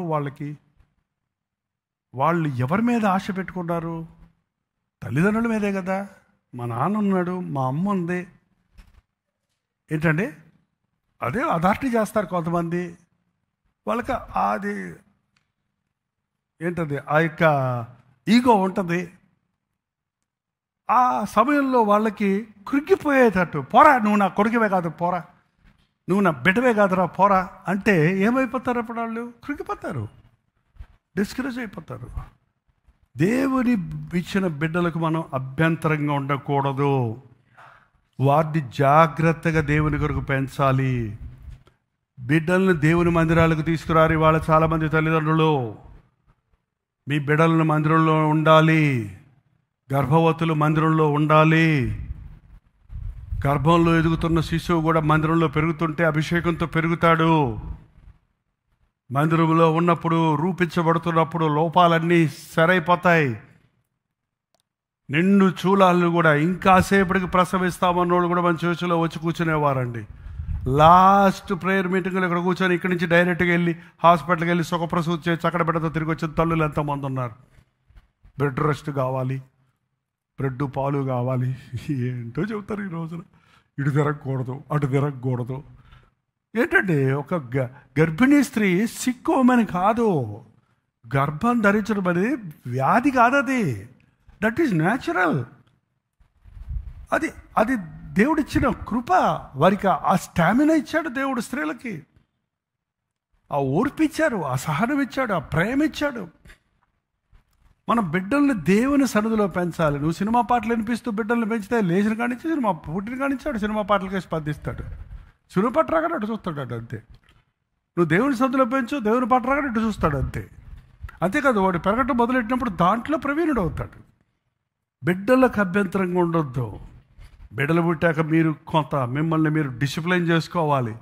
మీ ఇష్టాలను వదులుకోవాలి, మీ స్వార్థం వదులుకోవాలి, మీ సుఖాన్ని వదులుకోవాలి. లేకపోతే బిడ్డలను అడగండి, లేకపోతే ఎవరికైనా అమ్మేయండి, వాళ్ళు చేసినట్టు ఇచ్చేయండి. బంగారంలో పెంచుకునే వాళ్ళు ఉన్నారు బోల్డ్ మంది. అంతేగాని మీ చేతులకు ఇచ్చిన బిడ్డల్ని పాడు చేయొద్దు. ఓ దైవజనుడు అన్నాడు, బిడ్డలు మనకి ఇచ్చినప్పుడు దేవుడు ఒక తెల్ల పేపర్ లాగా ఇస్తున్నాడు దేవుడు. ఎందుకంటే ఆ బిడ్డలు మనం ఏం చెప్తే అది చేస్తారు, ఏం మాట్లాడితే ఆ మాట మాట్లాడుతున్నారు, ఏం నేర్పిస్తాం మళ్ళీ అలా పెరుగుతున్నారు. ఓ తెల్ల పేపర్ మీద నువ్వు బూతు మాటలు రాస్తే అది బూతు పేపర్ అవుతుంది. ఆ తెల్ల పేపర్ మీద నువ్వు ఒక కవిత రాస్తే అది కవిత పేపర్ అవుతుంది. ఆ తెల్ల పేపర్ మీద ఒక కథ రాస్తే అది కథ కాగితం అవుతుంది. నువ్వు దాని మీద విలువైన దేవుని మాటలు రాస్తే అది దైవ వాక్యం అవుతుంది. నీ బిడ్డల మీద నువ్వు ఏం రాస్తున్నావు, ఏ ప్రభావం చూపిస్తున్నావు? మన బిడ్డల్లో దేవుని యొక్క గుణగణాలు కనపడాలంటే వారిని హన్న తన బిడ్డను సమూయేలుని ఎలా పెంచిందో, కొద్ది రోజులు పెంచింది, కొన్ని సంవత్సరాలు పెంచింది, మేబీ 2-3 years అంతే. పాలు విడిచే సమయం అంటే ఆ రోజుల్లో. ప్రభువు ఇప్పుడు మనం చదివిన మత్తయి సువార్తలో ఒకసారి వెళ్ళి ముగించుకుందాం. చూడండి, మత్తయి సువార్త 18వ అధ్యాయంలో ఆయన 2వ వచనంలో ఆయన ఒక చిన్న బిడ్డను తన యొద్దకు పిలిచి వారి మధ్యను నిలవబెట్టి ఇట్లా, నేను మీరు మార్పు పొంది బిడ్డల వంటి వారైతేనే కానీ పరలోక రాజ్యములో ప్రవేశింపరని. పిల్లల్ని చూసినప్పుడల్లా ప్రసంగాలు వస్తున్నాయి ప్రభు కదా. పిల్లల్ని చూసినప్పుడల్లా పెద్దలకు చెప్తున్నాడు ఆయన, పిల్లల్ని అభ్యంతరపరచకండి నా దగ్గరకు వచ్చేవారిని అని కోప్పడ్డాడు. అక్కడ ఎక్కడో బిడ్డను తీసుకొచ్చి చాలాసార్లు అట చిన్న పిల్లలందరూ ప్రభు వెళ్ళినప్పుడు సంతోషంతో పరుగెత్తుకుంటూ వెళ్ళి ఆయన మీద ఎక్కి కూర్చునేవారంట చుట్టూ. ఏంటంటే బిడ్డలందరూ దగ్గరకు వచ్చి కూర్చున్నారంటే ప్రభు ఎంత సౌమ్యంగా ఉన్నాడో, ఆయన ముఖంలో ఎంత చక్కటి చిరునవ్వు ఉందో, ఎంత ప్రేమ ఉందో ఆలోచించండి. చిన్నపిల్లలు మిమ్మల్ని చూడగానే పోయి గోడ కతుక్కుంటారా, లేకపోతే వచ్చి మెడెక్కుతారా? ఇందాక కసిరినట్టు ఒకసారి కసిరారా, ఇంకెప్పుడు మీ దగ్గర రారు కదా. బిడ్డల్ని ప్రేమిస్తున్నాడు. బిడ్డల్ని ప్రేమించినప్పుడు బిడ్డలు మన దగ్గరకు వస్తారండి. మన దగ్గరకు వస్తారు. మన బిడ్డలే కాదు, బయట బిడ్డలు కూడా వస్తారు, ఇతర బిడ్డలు కూడా వస్తారు. అరే పిల్లల్ని పలకరించండి. నేను పెద్దవాళ్ళని పలకరించే ఎక్కువ. మీరు గమనించి చూడండి, తల్లిదండ్రులు ఫ్యామిలీ వచ్చారనుకోండి, నేను మొదట మాట్లాడేది ఎవరితో తెలుసా? పిల్లలతో మాట్లాడతాను నేను. పిల్లలతో మాట్లాడుతుంటే తల్లిదండ్రులు హ్యాపీ అవుతారు, మీకు తెలుసో తెలీదు. తల్లిదండ్రులతో మాట్లాడుతుంటే పిల్లలు పాదవరా అంటుంటారు ఒకసారి. పిల్లలు దేవుడిచ్చిన వారం అండి. పిల్లల్ని తీసుకెళ్ళి మీరు మార్పునంది ఇలా తగ్గించుకోండి అని చెప్పి ఇంకో మాట చెప్పాడండి 4వ వచనంలో.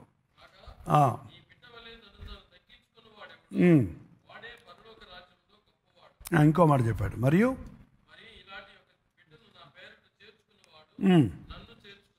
వాట్ ఇట్ ఏమంటున్నాడు? ఇలాంటి ఒక బిడ్డను చేర్చుకునేవాడు నన్ను చేర్చుకుంటున్నాడు. ఏంటంటే ప్రభువును బట్టి మన బిడ్డలను మనం చేర్చుకుంటాం. ప్రభు ప్రేమను మన బిడ్డల ద్వారా పొందుతాం. మన బిడ్డల పట్ల మనం ఎలా ప్రవర్తిస్తున్నామో దేవుని యందు అలాంటి భయభక్తులు కలిగి ఉన్నామని అర్థం. ఆయన ఇచ్చిన మాటలను బట్టి. ఇంకో మాట చూద్దాం.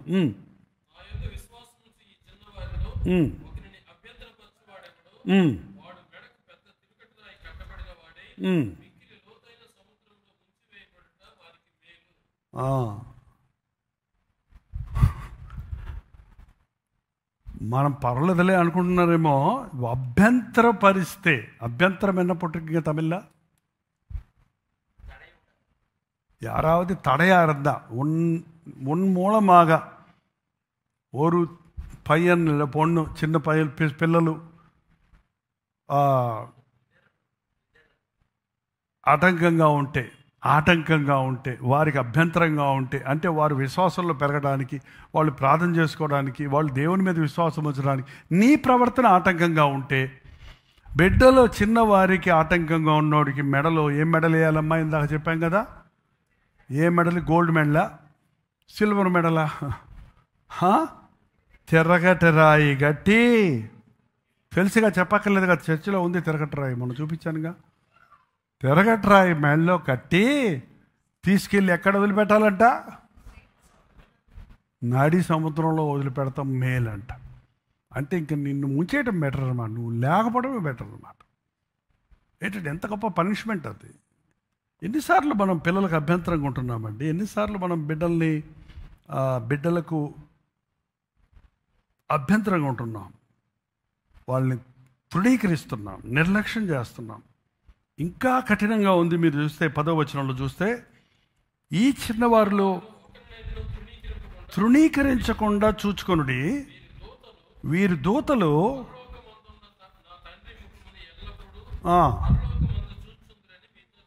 ఎవరి దూతలు? వీరి దూతలు అంటే ఎవరి దూతలు? మన పిల్లల్ని మనమే పెంచుతున్నాం అనుకుంటున్నాం, మన పిల్లల్ని మనమే పెంచుకుంటున్నాం అనుకుంటున్నాం. మన పిల్లలు పుట్టినప్పుడట దేవుడు 2 దూతలను ఇస్తున్నాడంట వాళ్ళకి.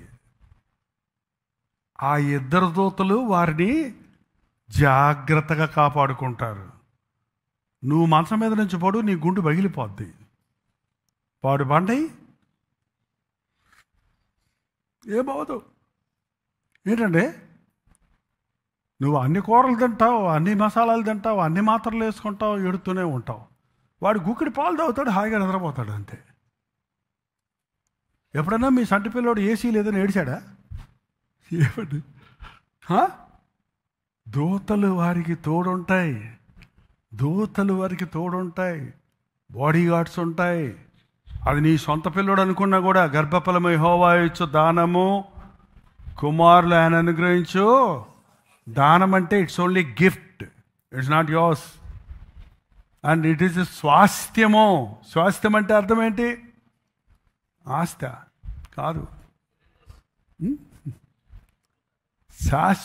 స్వాస్థ్యం అంటే ఇన్హెరిటెన్స్. ప్రభుత్వం వాళ్ళు ఇస్తారు చూడండి, భూములు, పట్టాలు ఇస్తున్నారు ఇళ్ళకి. ఆ పట్టాల్లో ఏం రాసి ఉంటుందో తెలుసా? ఇది పిల్ల తరముల వరకు అనుభవించవలసిందే కానీ అమ్మకూడదు. అందుకని నేను లీజుచ్చుకుంటాను అంటున్నాడు అడ్డదారి బట్టేవాడు. చర్చి ప్రాపర్టీస్ ఉంటాయండి, should not cell. Temple properties should not cell. వాళ్ళు ఏం చేస్తున్నారు? వీళ్ళు 99 సంవత్సరాలు లీజ్ అంట. ఆడు బతకడం, ఈడు బతకడం. ఎంత అన్యాయం అంటే. బిడ్డలను కూడా అలాగే లీజ్కి ఇచ్చేస్తున్నారు చాలామంది. ఈ కట్నాలు తీసుకునే వాళ్ళందరూ అదే పని చేసేది. అబ్బాయి కట్నం ఒకడు పాల డబ్బాతో పాటు రాసి పెట్టుకున్నాడు. చిన్నప్పటి నుంచి ఆడికి పెట్టించింది. ఖర్చులన్నీ పెంచి వాడిని ఇంజనీరింగ్ చదివించి వాడిని అన్నీ చేసిన తర్వాత మొత్తం లిస్టు తీసి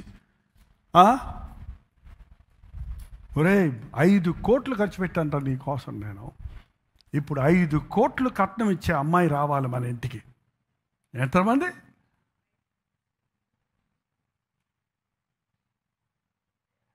ఇంత ఖర్చు పెట్టాను నేను, ఇంత ఖర్చు కట్టే వ్యక్తి రావాలి. ఈ రోజున చాలామంది జీవితాల్లో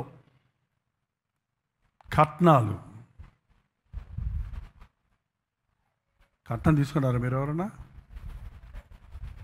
ఏంటో కొంతమంది తలహా ఇవ్వటం లేదు, కొంతమంది అది లేకుండా పెళ్ళెట్టు అవుద్దన్నాడా. కాఫోర్లో నేను ఉన్నప్పుడు వచ్చి కట్నాలకు అప్పు చేసామండి అంటే, ఎందుకమ్మా కట్నాలు పెట్టుకున్నారంటే, అయ్యో ఇక్కడ ఫిక్స్డ్ అండి, కూలి పని చేసుకునేవాడికి 10,000 ఆ రోజుల్లో, కూలి పని చేసుకునేవాడికి 10,000, 8th క్లాస్ చదివినోడికి 20,000, 10th క్లాస్ చదివినోడికి 10,000, ఇంజనీర్ అయితే 1,00,000, ఇట్లా దుకాణం పెట్టేశారంట వాళ్ళు. కాబట్టి వీళ్ళు కావాల్సినప్పుడే నేను కట్టుకోలేము బాబు, కూలి పని చేసుకోండి ఏమని 10,000 ఇస్తారంట. పాపం అట్లా చేసుకుంటున్నారు పెళ్ళిళ్ళు. ఎంత భయంకరం అండి. బైబిల్ ప్రకారంగా చూస్తే పెళ్లి చేసుకునే అమ్మాయికి కట్నం ఇచ్చారు. ఏం చేశాడంటే, ఇస్సాకు రిబకాను తన ఇంటికి తీసుకెళ్ళినప్పుడు బంగారపు కడియాలు ఇచ్చి తన ఇంటికి తీసుకెళ్ళాడు. అందుకని రేపొద్దున మళ్ళీ మీ అమ్మగారిని బంగారపు కడియాలు ఇమ్మని అడిగారమ్మా. ఇప్పుడు కూడా చాలామంది మా అమ్మాయి జీతం మాకే రావాలి, మేము చదివించాము కాబట్టి మా అమ్మాయి జీతం మా బ్యాంకులో వేయమనండి, మీ జీతంతో మా అమ్మాయిని పోషించండి అని చెప్పేవాళ్ళు ఉన్నారు. ఏం తక్కువేం లేరు. ఇప్పుడు బాగా అబ్బాయి కంటే అమ్మాయి జీతాలు ఎక్కువైపోతే ఇప్పుడు ఏం చేస్తున్నారో తెలుసా? విడాకులు తీసేసుకుంటున్నామంటున్నారు. ప్రాపర్టీస్ ఎక్కువైపోతే డబ్బుకు ప్రాముఖ్యత ఇస్తున్నాడు, బాంధవ్యాన్ని వదిలిపెట్టేస్తున్నారు. ఆ బిడ్డల విషయం ఆలోచిస్తలేదు ఏంటండి? అరే బిడ్డలు పుట్టిన తర్వాత కూడా భార్యాభర్తలు అంత స్వార్థపరులుగా ఉంటే మీకంటే మించిన అభ్యంతరపరిచే వాళ్ళు ఇంకొకళ్ళు లేరండి. నీ అహాన్ని అణుచుకోలేవా? నీ స్వార్థాన్ని సిలువేయలేవా? నిన్ను నీవు అదుపులో పెట్టుకోలేవా? నీవు దేవుని నీ బిడ్డల ముఖాలు చూసి నువ్వు భరించలేవా? నష్టము, కష్టము, శ్రమ, వేదన. మా అమ్మగారిని ఎప్పుడు నేను గౌరవిస్తానండి నేను. మా అమ్మ చాలాసార్లు మా నాన్న పెట్టే బాధలు తట్టుకోలేకపోయినప్పుడు నా దగ్గర నేను పెద్ద కొడుకుని కదా, నా దగ్గరే చెప్పుకుంటుండేది. అని చెప్పుకుంటున్నాయన నేను వెళ్ళిపోతే మా హాయిగా ఉంది, మా నాన్న పొలాలు అవి ఉన్నాయి, నా పేరులోనే పొలం అది కూడా ఉంది, వెళ్ళిపోగలను, మీరందరూ ఏమైపోతారోనని భరించుకుంటున్నానయ్యా అని నాతో చెప్పేదండి ఒక్కోసారి. నిజంగా వెళ్ళిపోయి ఉంటే కుటుంబం ఏమై ఉండేదో ఉంది కాబట్టి ఆమె భర్తను మార్చుకుంది, బిడ్డలను మార్చుకుంది. ఆ కుటుంబంలో నుంచి దేవుని సేవకుడు బయటికి రావడానికి కారణమైంది. భరించుకోవాలి. బిడ్డల ముఖం చూసి భార్యాభర్తలు ఒకరొకరు క్షమించుకోవాలి, సహించుకోవాలి. దుష్టుడు మన బిడ్డలను నాశనం చేయటానికి తండ్రినో తల్లినో పట్టుకుంటాడండి. ఒకటి చాలు, కుటుంబాన్ని భేదం తీసుకొస్తే బిడ్డల భవిష్యత్తు పాడైపోతుంది. వీళ్ళకి మీరు గనక తృణీకరిస్తే, వీళ్ళని అభ్యంతరపరిస్తే, వీరి దూతలు పరలోకమందు నా తండ్రి ముఖము ఎల్లప్పుడూ పరలోకమందు చూచుచుందురని. అంటే ఎక్కడ చూస్తున్నారు? ఈ బిడ్డ చుట్టుపక్కల ఉన్నోళ్ళు. ఈ బిడ్డకి ఏమైనా ఆపద కలిగితే, అభ్యంతరం కలిగితే ఎవరికి రిపోర్ట్ చేస్తున్నారు? రిపోర్ట్ ఎక్కడికి వెళ్తుంది? సిబిఐకా, సుప్రీంకోర్టుకా? ఏమండి వీడియోలు పంపించేస్తుంటా, ఎదుగో ఈ పిల్లోడికి ఇలా అభ్యంతరం అయ్యారు, అక్కడికి దేవుడికి వెళ్ళిపోద్దంట. అబ్బా, దేవుడు అన్ని విషయాల్లో లెక్క అడుగుతాడు. మనకిచ్చిన బిడ్డల విషయంలో కూడా లెక్క అడుగుతాడండి. మనకిచ్చిన బిడ్డల విషయంలో కూడా లెక్క అడుగుతాడు. నీకు ఇచ్చిన బిడ్డలు నువ్వేం చేసావు, ఎలా పెంచావు? జాగ్రత్త అండి. మన బిడ్డలకున్న పిల్లలుగా ఉన్నప్పుడు దూతలు ఉంటారు. వాళ్ళు ఒక వయసు అంటే నాకు తెలిసి వాళ్ళకి ఊహ తెలిసే వరకు, వాళ్ళు మంచి చెడ్డలు తెలుసుకునే వరకు వారిని దూతలు కావలి కాస్తుంటాయి. యెహోవా యందు భయభక్తులు గల వారి చుట్టూ ఆయన దూత కావలి ఉండరు. మీరు గమనించండి, మందిరంలో పెరిగిన బిడ్డలు, విశ్వాసుల కుటుంబంలో పెరిగిన బిడ్డలు, they are so sharp, so clever, so active, so brightness we can see. వాళ్ళ ముఖాల్లో కళ చూస్తాం, వాళ్ళ తెలివితేటలు చూస్తాం, వాళ్ళు నేర్చుకునే విధానంలో వాళ్ళ ప్రత్యేకత చూస్తాం. మనం చూడండి, మన బిడ్డల కొరకు మనం మన బిడ్డలనే కాదు నేను చెప్పేది, మన బిడ్డలను ప్రేమించుకోవటం ఇది మళ్ళీ స్వార్థం అవుతుంది. అందరి బిడ్డలను ప్రేమించాలి, బిడ్డలందరినీ చిన్న పిల్లలందరినీ ప్రేమించాలి. చిన్న బిడ్డలను నా దగ్గర రానేమన్నాడు ప్రభు. నిజంగా నువ్వు నన్ను ప్రేమిస్తున్నావా పేతురు, సీమోను పేతురు అని అడిగినప్పుడు ప్రేమిస్తున్నానంటే ప్రభు చెప్పిన మాట ఏంటండి? నా గొర్రె పిల్లల్ని మేపు, గొర్రె పిల్లల్ని మేపు. ముందు పిల్లల్ని పట్టించుకో నువ్వు నన్ను ప్రేమిస్తే అంటున్నాడు. దేవుణ్ణి ప్రేమించేవాడు పిల్లల్ని ప్రేమిస్తారు, పిల్లలకు దేవుని వాక్యం నేర్పిస్తారు, పిల్లల్ని కాచుకుంటారు, పిల్లల్ని కాపాడుకుంటారు. భయంకరమైన లోకంలో మనం ఉన్నామండి. మీ పిల్లలకి ఆ కార్టూన్ పెడతారు ఏంటండి, నాకు అర్థం కాదు. టామ్ అండ్ జెర్రీయా, ఏదో జెర్రీ ఏంటి, ఆ నెల కొట్టాలి, ఈ నెల కొట్టాలి, ఈ నెల కొట్టాలని వాడు అప్పుడే విడుచుకుంటే నిన్నే కొడతాడు కదా మా చివరికి. అదేదో చక్కటి ఈ రోజుల్లో కార్టూన్ బైబిల్ స్టోరీస్ కూడా ఉన్నాయి, కార్టూన్ బైబిల్ స్టోరీస్ ఉన్నాయి. ఎంత అడ్వాన్స్గా మనం ఈ రోజున దేవుడు మార్గాలు తెరిచాడు, దేవుడు అవకాశం ఇచ్చాడు. నీ ఇంట్లో చెత్త పాటలు కాదు, దేవుడి పాటలు పెట్టుకో. నీ రింగ్ టోన్ ఏముందో నీ సెల్ ఫోన్కి నాకు తెలియదు, కానీ మీ రింగ్ టోన్ బట్టి మీరు ఎలాంటి వారో చెప్పేయచ్చండి.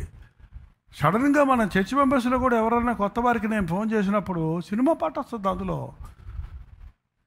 ఏందయ్యా అని అడిగితే అదేందో వచ్చేసింది, ర్యాండమ్గా వచ్చేసింది ఏదో అంటాడు ఆయన.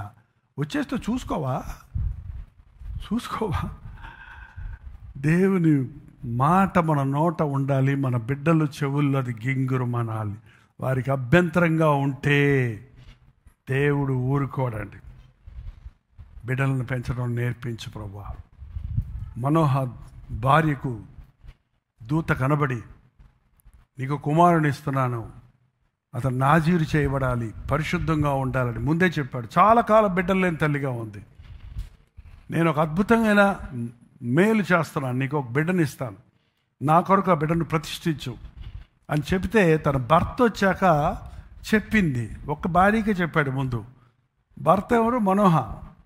మనోహ భార్య, ఆమె పేరు రాయలేదు అక్కడ. మనోహకు చెప్తే మనోహ భార్య ఇద్దరు కలిసి ఏం చేశారు, ఒక్కసారి ఆ మచ్చలు చూసుకోండి, చివరికి ప్లాన్ చేసుకుందాం, టైం అయినట్టుంది కదా. ఎక్కడ ఉంటారు వీళ్ళు? Very good. న్యాయాధిపతులు 13వ అధ్యాయము 8వ వచనం చదవండి. అందుకు మనోహ, నా ప్రభువా, నీవు పంపిన దైవజనుడు మరలా మా యొద్దకు వచ్చి పుట్టబోవు ఆ బిడ్డకు మేము ఏమేమి చేయవలనో దానిని మాకు నేర్పునట్లు దయచేయమని యెహోవాను వేడుకొనగా దేవుడు మనోహ ప్రార్థన ఆలకించను. ఆహా, ముందు ఆమె చెప్పే అది కూడా చూడండి 6వ వచనంలో. ఆ స్త్రీ తన పెనిమిటి వద్దకు వచ్చి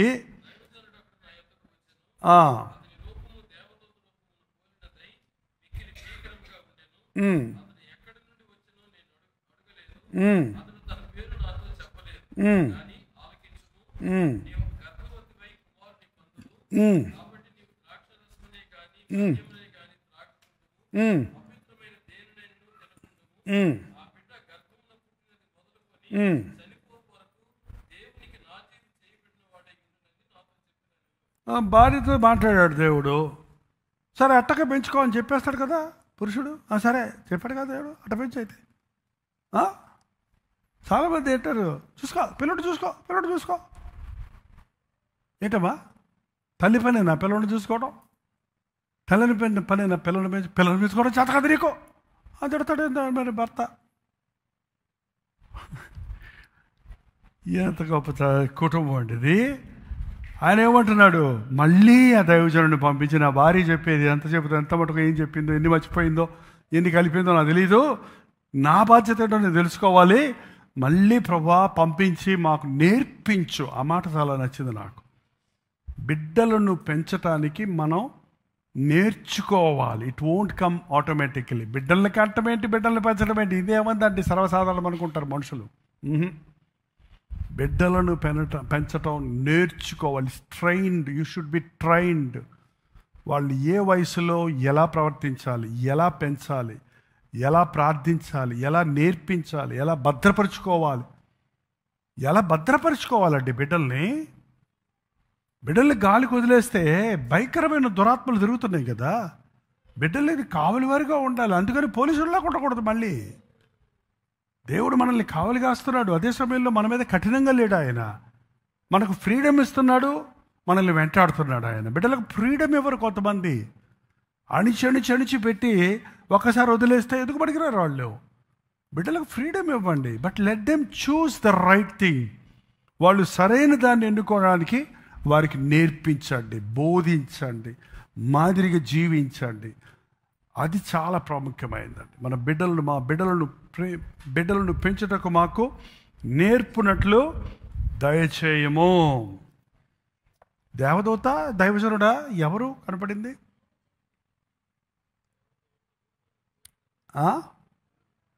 నీ పేరేంటో చెప్పమని అడిగాడు. చూడండి 18వ వచనంలో, యెహోవా దూత నీవేళ నా పేరు అడుగుచున్నావు. 17 చదవండి. మనోహ, నీ మాటలు నెరవేరిన తర్వాత నిన్ను సన్మానించినట్లు నీ పేరేమని యెహోవా దూతను అడుగగా, యెహోవా దూత నీవేళ నా పేరు అడుగుచున్నావు, అది చెప్పసక్యము కానిది. ఎవరంట? చెప్పసక్యము కాని పేరు కలిగిన వాడు ఎవరండి? చెప్పసక్యము కాని నీ వరమునకై స్తోత్రం అన్నాడు ఆయన పౌలు. యేసుక్రీస్తే. ఆయన కొన్ని చోట్ల మనుషుడిగా, కొన్ని చోట్ల దూతగా, కొన్ని చోట్ల దైవజనుడిగా అక్కడక్కడ రాయబడింది. రాత్రంతా పెనుగులాడాడంట యాకోబు ఒక దూతతో. ఎవరా దూత? ప్రభువే. దూతలతో కాదు మనం పోరాడేది, ప్రభుతో పోరాడు. దూతల్ని కాదు మనం అడిగేది, ప్రభువునే అడుగు. నా బిడ్డలను పెంచుటకు నాకు నేర్పించయ్యా. ఆ రోజుల్లో వాళ్ళకి మర్మంగా ఉన్నాడు ప్రభు. ఈరోజు మనకి బట్టబయలుగా ఉన్నాడు. ఆయన కృపాసనం దగ్గరికి ధైర్యంగా వెళ్ళొచ్చు. నీ బిడ్డల కొరకు నువ్వు కార్చిన కన్నీరు, రేయి మొదటి జామున లేచి నీ పసిబిడ్డల ప్రాణము కొరకు ఏం చేయమన్నాడమ్మా? మరణము ఎక్కుతుంది, గోడలు ఎక్కుతుంది. నీ చదవండి విలాపవాక్యం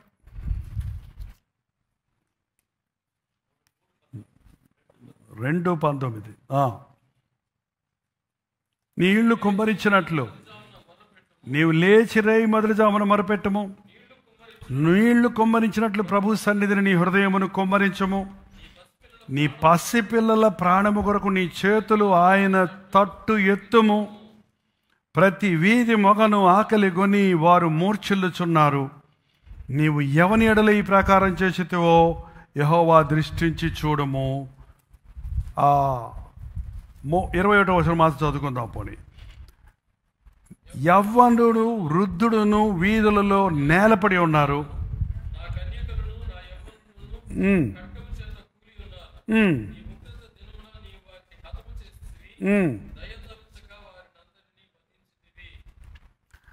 యవ్వనులు వృద్ధులు వీధులలో, మరణము గోడలు ఎక్కుచున్నది. అది కూడా ఉండాలి. ఎక్కడ ఉంది? ఇక్కడ ఇర్మియా గ్రంథం. అది కూడా ఒకసారి చూడండి. ఇర్మియా 9:20 చదవండి. స్త్రీలారా యెహోవా మాట వినుడి,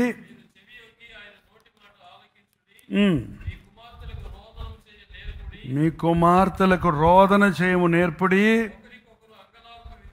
ఒకరికొకరు అంగలార్పు విద్యను నేర్పుడి. వీధులలో పసిపిల్లలు లేకుండాను, రాజమార్గములలో యవ్వనులు లేకుండాను వారిని నాశనము చేయుటకై అబ్బో అబ్బో అబ్బో అబ్బో మరణము మన కిటికీలను ఎక్కుచున్నది.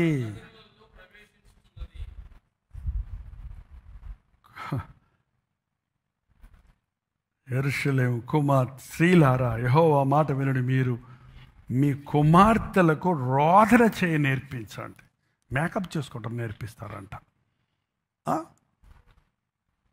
ఏంటండి వాళ్ళ తల్లులు ఎట్లా డ్రెస్ చేసుకుంటారో బిడ్డలు అలాగే చేసుకుంటారు. ఏం నేర్పిస్తున్నారు పిల్లలకి? ఏం నేర్పిస్తున్నారండి పిల్లలకి? తండ్రికి అబద్ధం చెప్పడం నేర్పిస్తున్నారు. మీ నాన్నకి చెప్పకమ్మా మంచిదాన్ని కదా, నీకు కోడిగుడ్డు ఇస్తాను, కోడిగుడ్డు వేస్తాను. ఏం నేర్పిస్తున్నావు నువ్వు?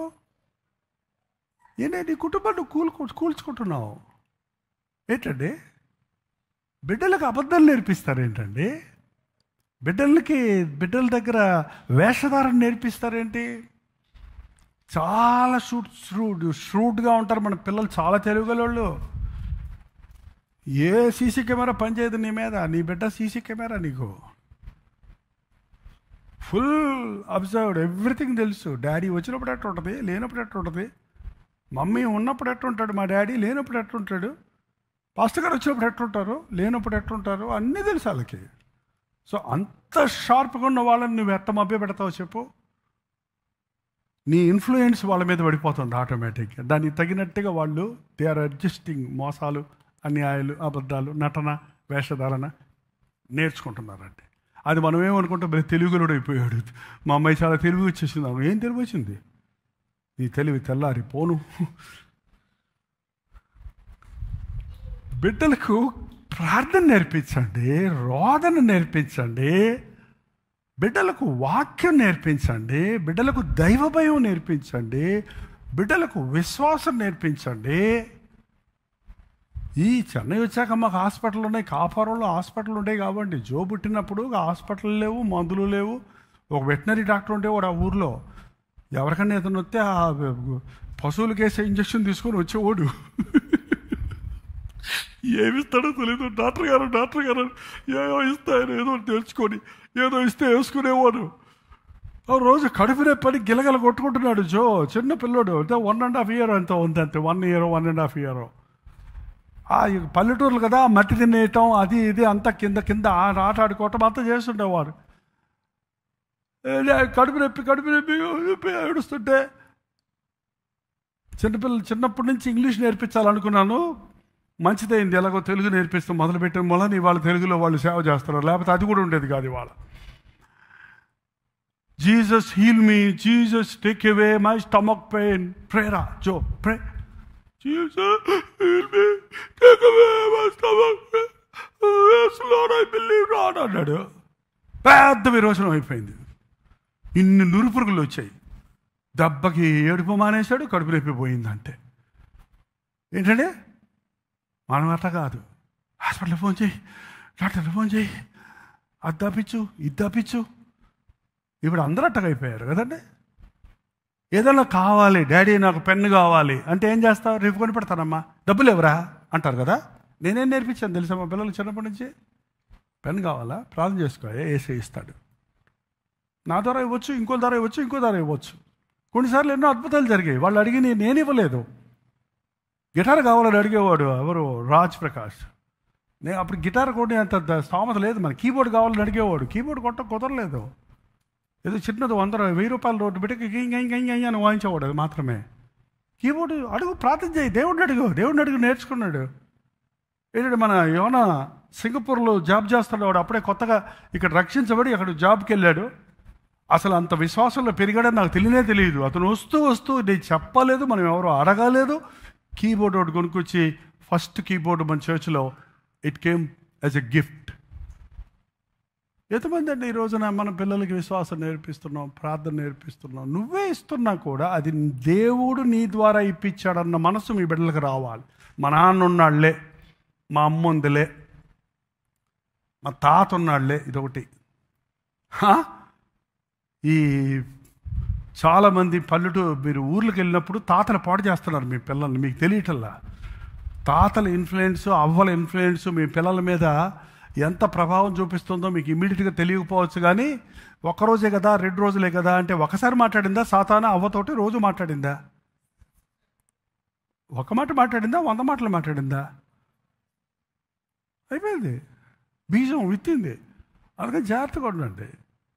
విశ్వాసులు కాకపోతే మీ తల్లిదండ్రులతో బిడ్డలను వదిలిపెట్టండి. వద్దని లేదు, నేను తీసుకెళ్ళండి, మీరు ఉండండి పక్కన, వాళ్ళ చేతులకు అప్పగించుకోండి. బిడ్డల జీవితాలు ఒక చాలా సున్నితమైనవండి. మన చేతుల్లో పెట్టినప్పుడు వాళ్ళని సరిగ్గా పెంచాలి. మనం ఎంత పెంచాలనుకున్నా సాతాను వాడు ఎదుర్కొంటాడు. ముఖ్యంగా సేవకుల పిల్లల్ని, విశ్వాసుల పిల్లల్ని తప్పకుండా సాతాను ఎట్లాగన్నా వీరిని మెయిన్ లైన్ నుంచి లాగేయాలి అని నానా విధాల ప్రయత్నాలు చేస్తాడు. కానీ రేయి మొదటి జామున లేచి ప్రార్థించే తల్లి ఉంటే, అరుణోదయమును లేచి ప్రార్థించే యోబు లాంటి తండ్రి ఉంటే, నీ బిడ్డలు సాతాను చేతుల్లోకి వెళ్ళరు. ఒకవేళ నీ బిడ్డలు పాపాన్ని టేస్ట్ చేస్తారేమో కానీ పాపానికి బానిసలు అవ్వరు. వాళ్ళ ఫ్రెండ్స్ ఇన్ఫ్లుయెన్స్ మూలాన స్మోకో, డ్రింకో, లేకపోతే ఏదన్నా ఒక అపవిత్రమైన చూపో, క్రియో, ఆ ఇన్ఫ్లుయెన్స్ వాళ్ళ మీదకి వస్తుందేమో కానీ they cannot enjoy in that. దాంట్లో వాళ్ళు ఉండలేరు. నీ ప్రార్థన వాళ్ళని కాపాడుతుంది. అబ్రహాముకు తప్పలేదు తన భార్యను వదిలేయటానికి ఆ ఫరో రాజు దగ్గర. ఏంటండి, స్వార్థం ఉందిలే, ఆయన చంపేస్తారనుకోండి, పోతే పోయిందిలే అనుకున్నాడో మరి ఏమనుకున్నాడో తెలియదు. కానీ దేవుడు ఏం చేశాడు? అబ్రహాం ఏం చేస్తుంటాడు? భార్య తీసుకెళ్ళిపోయినప్పుడు ఇంకో దాన్ని చేసుకుందాం, ఎలాగ పిల్లలు పుట్టలేదు అనుకున్నారా మనలాగా? ఏం చేశాడండి? ప్రభా, నా చేతకాల, నువ్వే కాపాడు. నా భార్యకు నువ్వు వాగ్దానం ఇచ్చావు కదా, నాకు సంతానం ఇస్తాన్నావు కదా, నువ్వే కాపాడని మొరపెట్టుంటాడు. ఆ ప్రార్థన ఏమైంది అక్కడ? ఆ రాజుతో దేవుడు మాట్లాడాడు, ఏయ్ జాగ్రత్త, నీ దగ్గర ఉన్నామే మరొకని భార్య జోలికి వెళ్ళావా? ఏం వార్నింగ్ ఇచ్చాడండి. దెబ్బకి పిలిపించి దండం పెట్టి, బాబో కాపాడావు మా వంశాన్ని అని బహుమానాలు, వెండి బంగారాలు, పనికెత్తలు వీళ్ళందరి నుంచి పంపించాడంటండి ఆయన. ఖచ్చితంగా సాతాను ప్లాన్లు వేస్తే దేవుడు దాన్ని తప్పిస్తాడు మనం ఆయనకి మొర్రపెట్టినప్పుడు. డోంట్ లీవ్ ఇట్ అలో. అలా వదిలేస్తే కుదరదు. ఖచ్చితంగా మన బిడ్డల కోసం ప్రార్థిస్తే సమస్యలు వచ్చినా, శోధనలు వచ్చినా, పడ్డా తిరిగి లేస్తారు. దేవుని సాక్షులుగా మెయిన్ లైన్లో, దేవుని ప్రణాళికలో వాళ్ళు బతుకుతారు. ఈ శోధన పోరాటం అనేది ఒకరోజు కాదు, మన బ్రతుకంతా. మన బిడ్డలు ఎప్పటిదాకా మన బిడ్డలండి? ఒక ప్రశ్న అడిగి ముగించేస్తున్నాను. మన బిడ్డలు మనకి ఎప్పటిదాకా బిడ్డలు? గడ్డాలు వచ్చేదాకా. ఎప్పటిదాకా బిడ్డలు? మనం చచ్చేదాకా మన బిడ్డలే. మనం చచ్చేదాకా పలానా వాళ్ళ అబ్బాయి, పలానా వాళ్ళ అమ్మాయి అంటారో లేదా? అంటారు. మన బిడ్డలు ఎప్పటిదాకా మన బిడ్డలు? నా పని అయిపోయింది, పెళ్లి చేసేసారని చేతులు కొడుకుంటూ అయిపోయిందా? ఏమ్మా పంపించేశానంటే అమ్మాయిని, వదిలిపోయింది, మా భారం తీరిపోయిందంటే అయిపోయిందా? అక్కడ అమ్మాయి ఏడుస్తుంటే నువ్వు ఇక్కడ ఏం చేస్తావు? అక్కడ సమస్యలు ఉంటే నువ్వు ఇక్కడ ఏమవుతావు? ఏంటండి, నువ్వు వద్దనుకున్నా కూడా నీ మనస్సులో దేవుడు పెట్టిన ఆ బంధం, ఆ ప్రేమ, ఆ బాధ తప్పదు. బిడ్డలే కాదు, మన బిడ్డల గురించి కూడా మనకు భారం ఉంటుంది.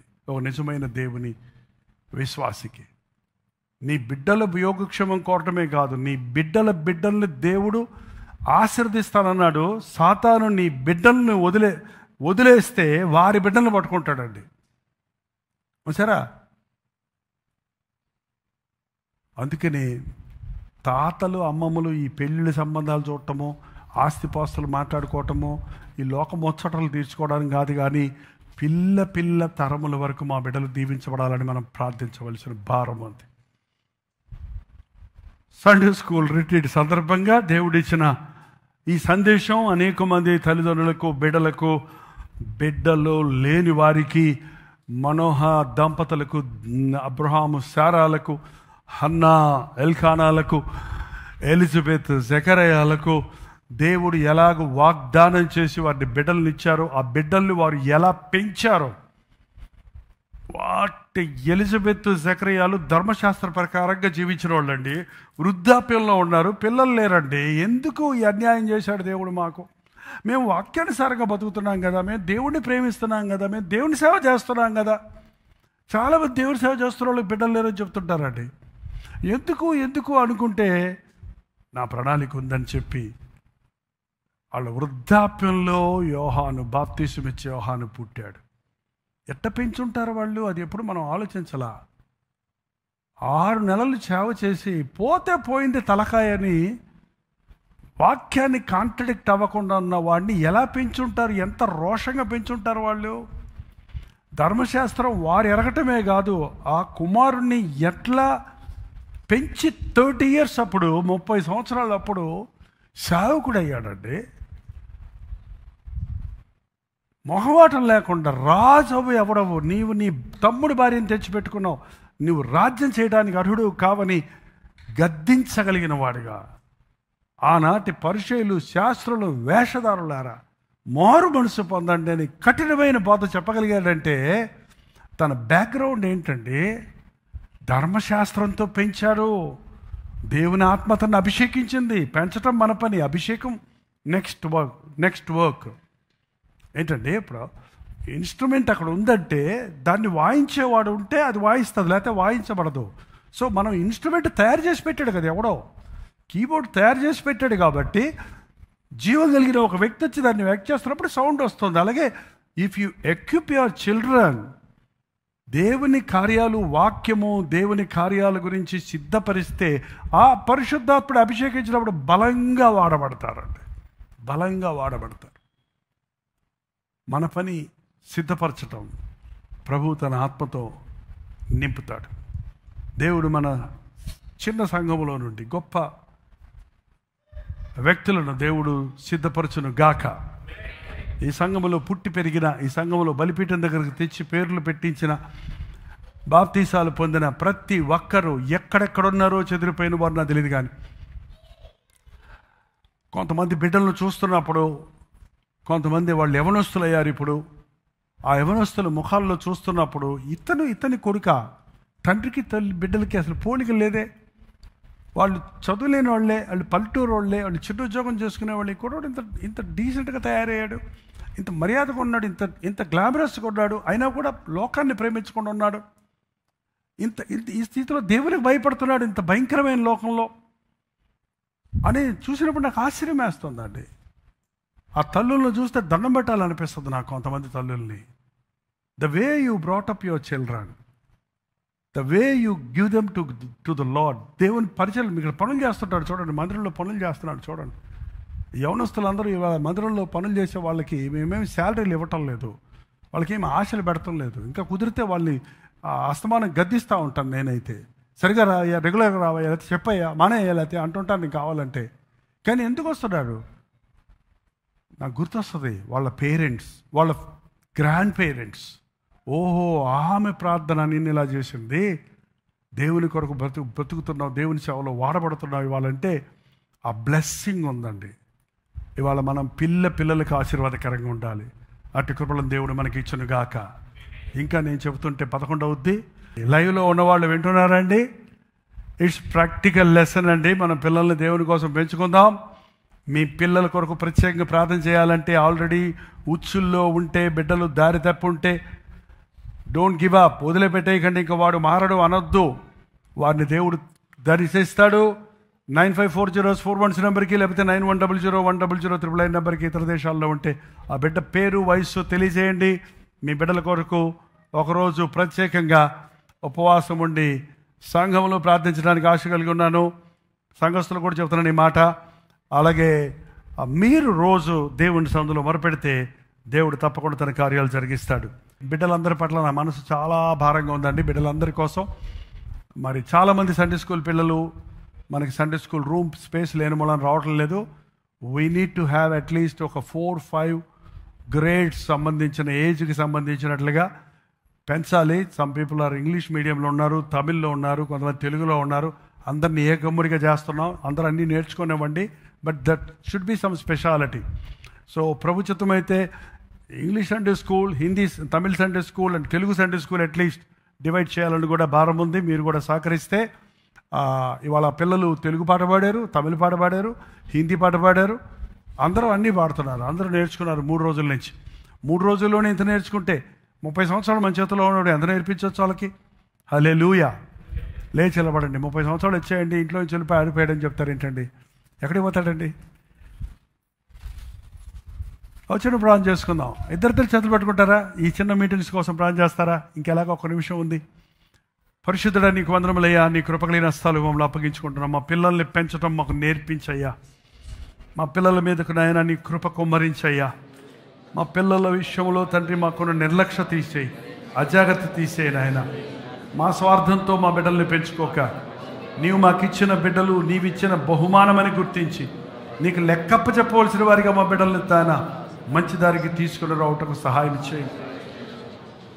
నీ వాక్యాన్ని మేము నేర్చుకోవటము, మా బిడ్డలకు బోధించడము, వాక్యానుసారంగా జీవించడం మాకు నేర్పించిన ఆయన. ఈ 3 రోజులు సండే స్కూల్ రిట్రీట్కి వచ్చిన పిల్లలందరి మీద నీ అభిషేకం దయచేయి. ఒక్కొక్క బిడ్డ పట్ల నీవు కలిగి ఉన్న తలంపులు నెరవేర్చుకో. పుంచున్న సాతాను శక్తులను ఉచ్చులను నజరుని యేసు నామములో బంధిస్తున్నాము నాయన. నీవు కోరుకున్న సంసోనును సాతాను కోరుకొని బలహీనపరిచినట్లు కాక, నీ కంచె కలిగిన వారిగా, నీవు చేసిన మేలులు కృతజ్ఞత కలిగిన వారిగా, తల పోయినా పర్వాలేదు కానీ సాక్షిగా నిలబడతానని, సాక్షిని అవుతానన్న బాప్తీసం ఇచ్చే యోహాను వలె మరణం వరకు నమ్మకంగా ఉన్న బిడ్డలను మాకు దయచేయి. మా బిడ్డలకు దీవెనకరంగా ఉండుటకు, కుటుంబాలుగా వర్ధిల్లుటకు సహాయం చేయి. ప్రార్థించే తల్లుల్ని సంఘంలో లేపయ్యా. అరుణోదయాన లేచి మొరపెట్టే తండ్రులను లేపనాయన. ప్రతి కుటుంబంలో ప్రార్థన బలిపేట దయచేయి నాయన. ఫ్యామిలీ ప్రేయర్ దయచేయి ప్రభా. సంఘములో పిల్లలకు ప్రాముఖ్యతనిచ్చుటకు సహాయం చేయి. సండే స్కూల్ మినిస్ట్రీలో దీవెన దయచేయి.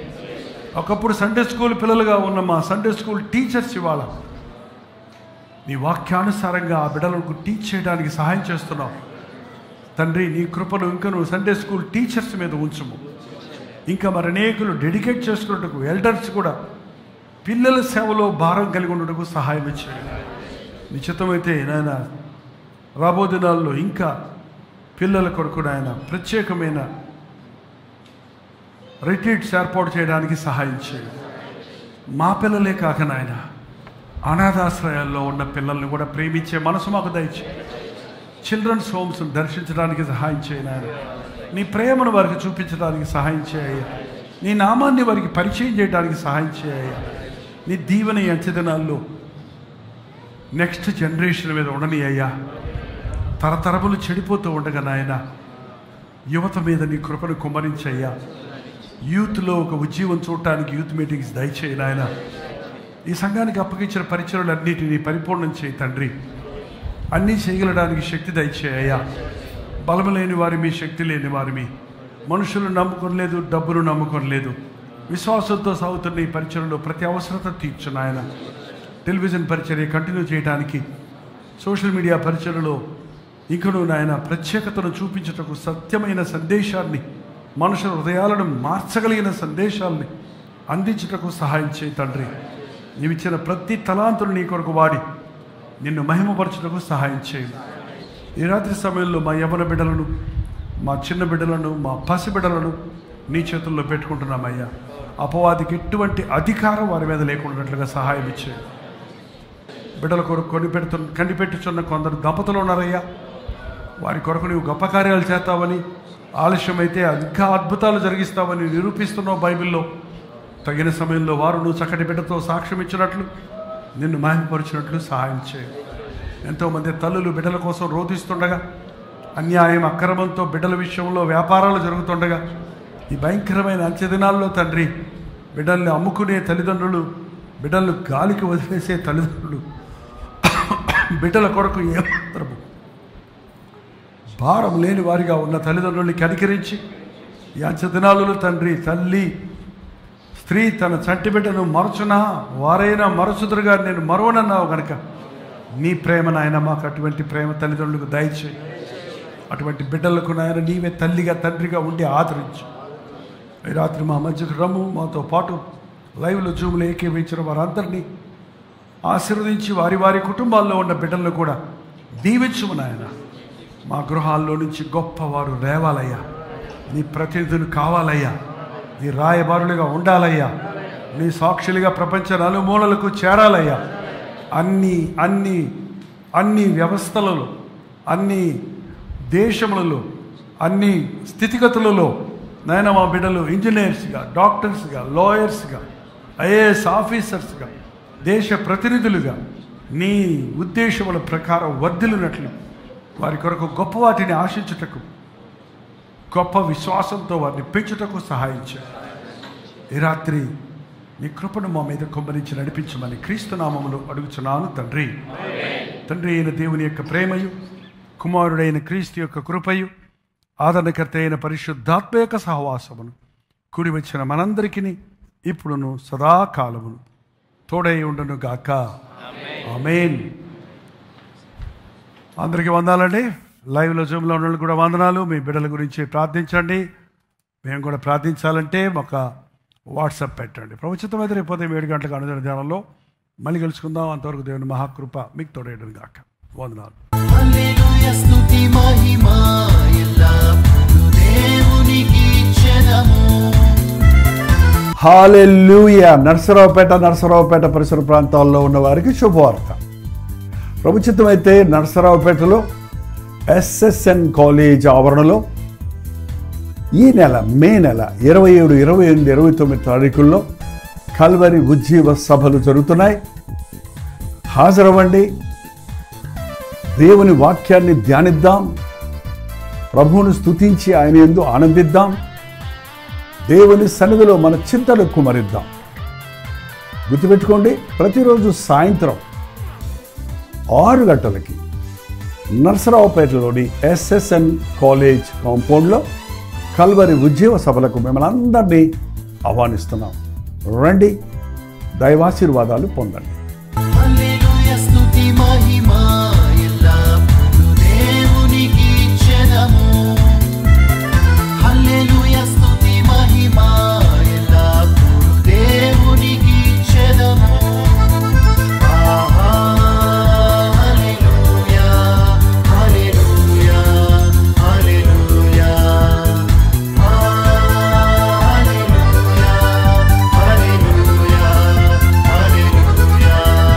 నేను స్తోత్రం. మీరు విన్న వర్తమానం మీకు ఆశీర్వాదకరంగా ఉంటే, మీ ప్రార్థన అవసరాలు భారాలు ఉంటే 954041 నెంబర్కి ఇప్పుడే ఒక టెక్స్ట్ లేక వాయిస్ మెసేజ్ ద్వారా వాట్సాప్ పంపించండి. మీ వాట్సాప్లన్నీ పరిశీలించి మేము ప్రార్థిస్తున్నాం. ప్రభు అద్భుతంగా మనకు జవాబులు ఇస్తున్నాం. మీరు ఇతర దేశాల్లో ఉంటే 91001008 నెంబర్కి మీ ప్రార్థన అవసరాలు పంపించండి. ఉచితమైతే రేపు ఉదయం 7 గంటలకు అనుదిన ధ్యానంలో మళ్ళీ కలుసుకుందాం. అంతవరకు దేవుని మహాకృప మీకు తోడేడు దాకా.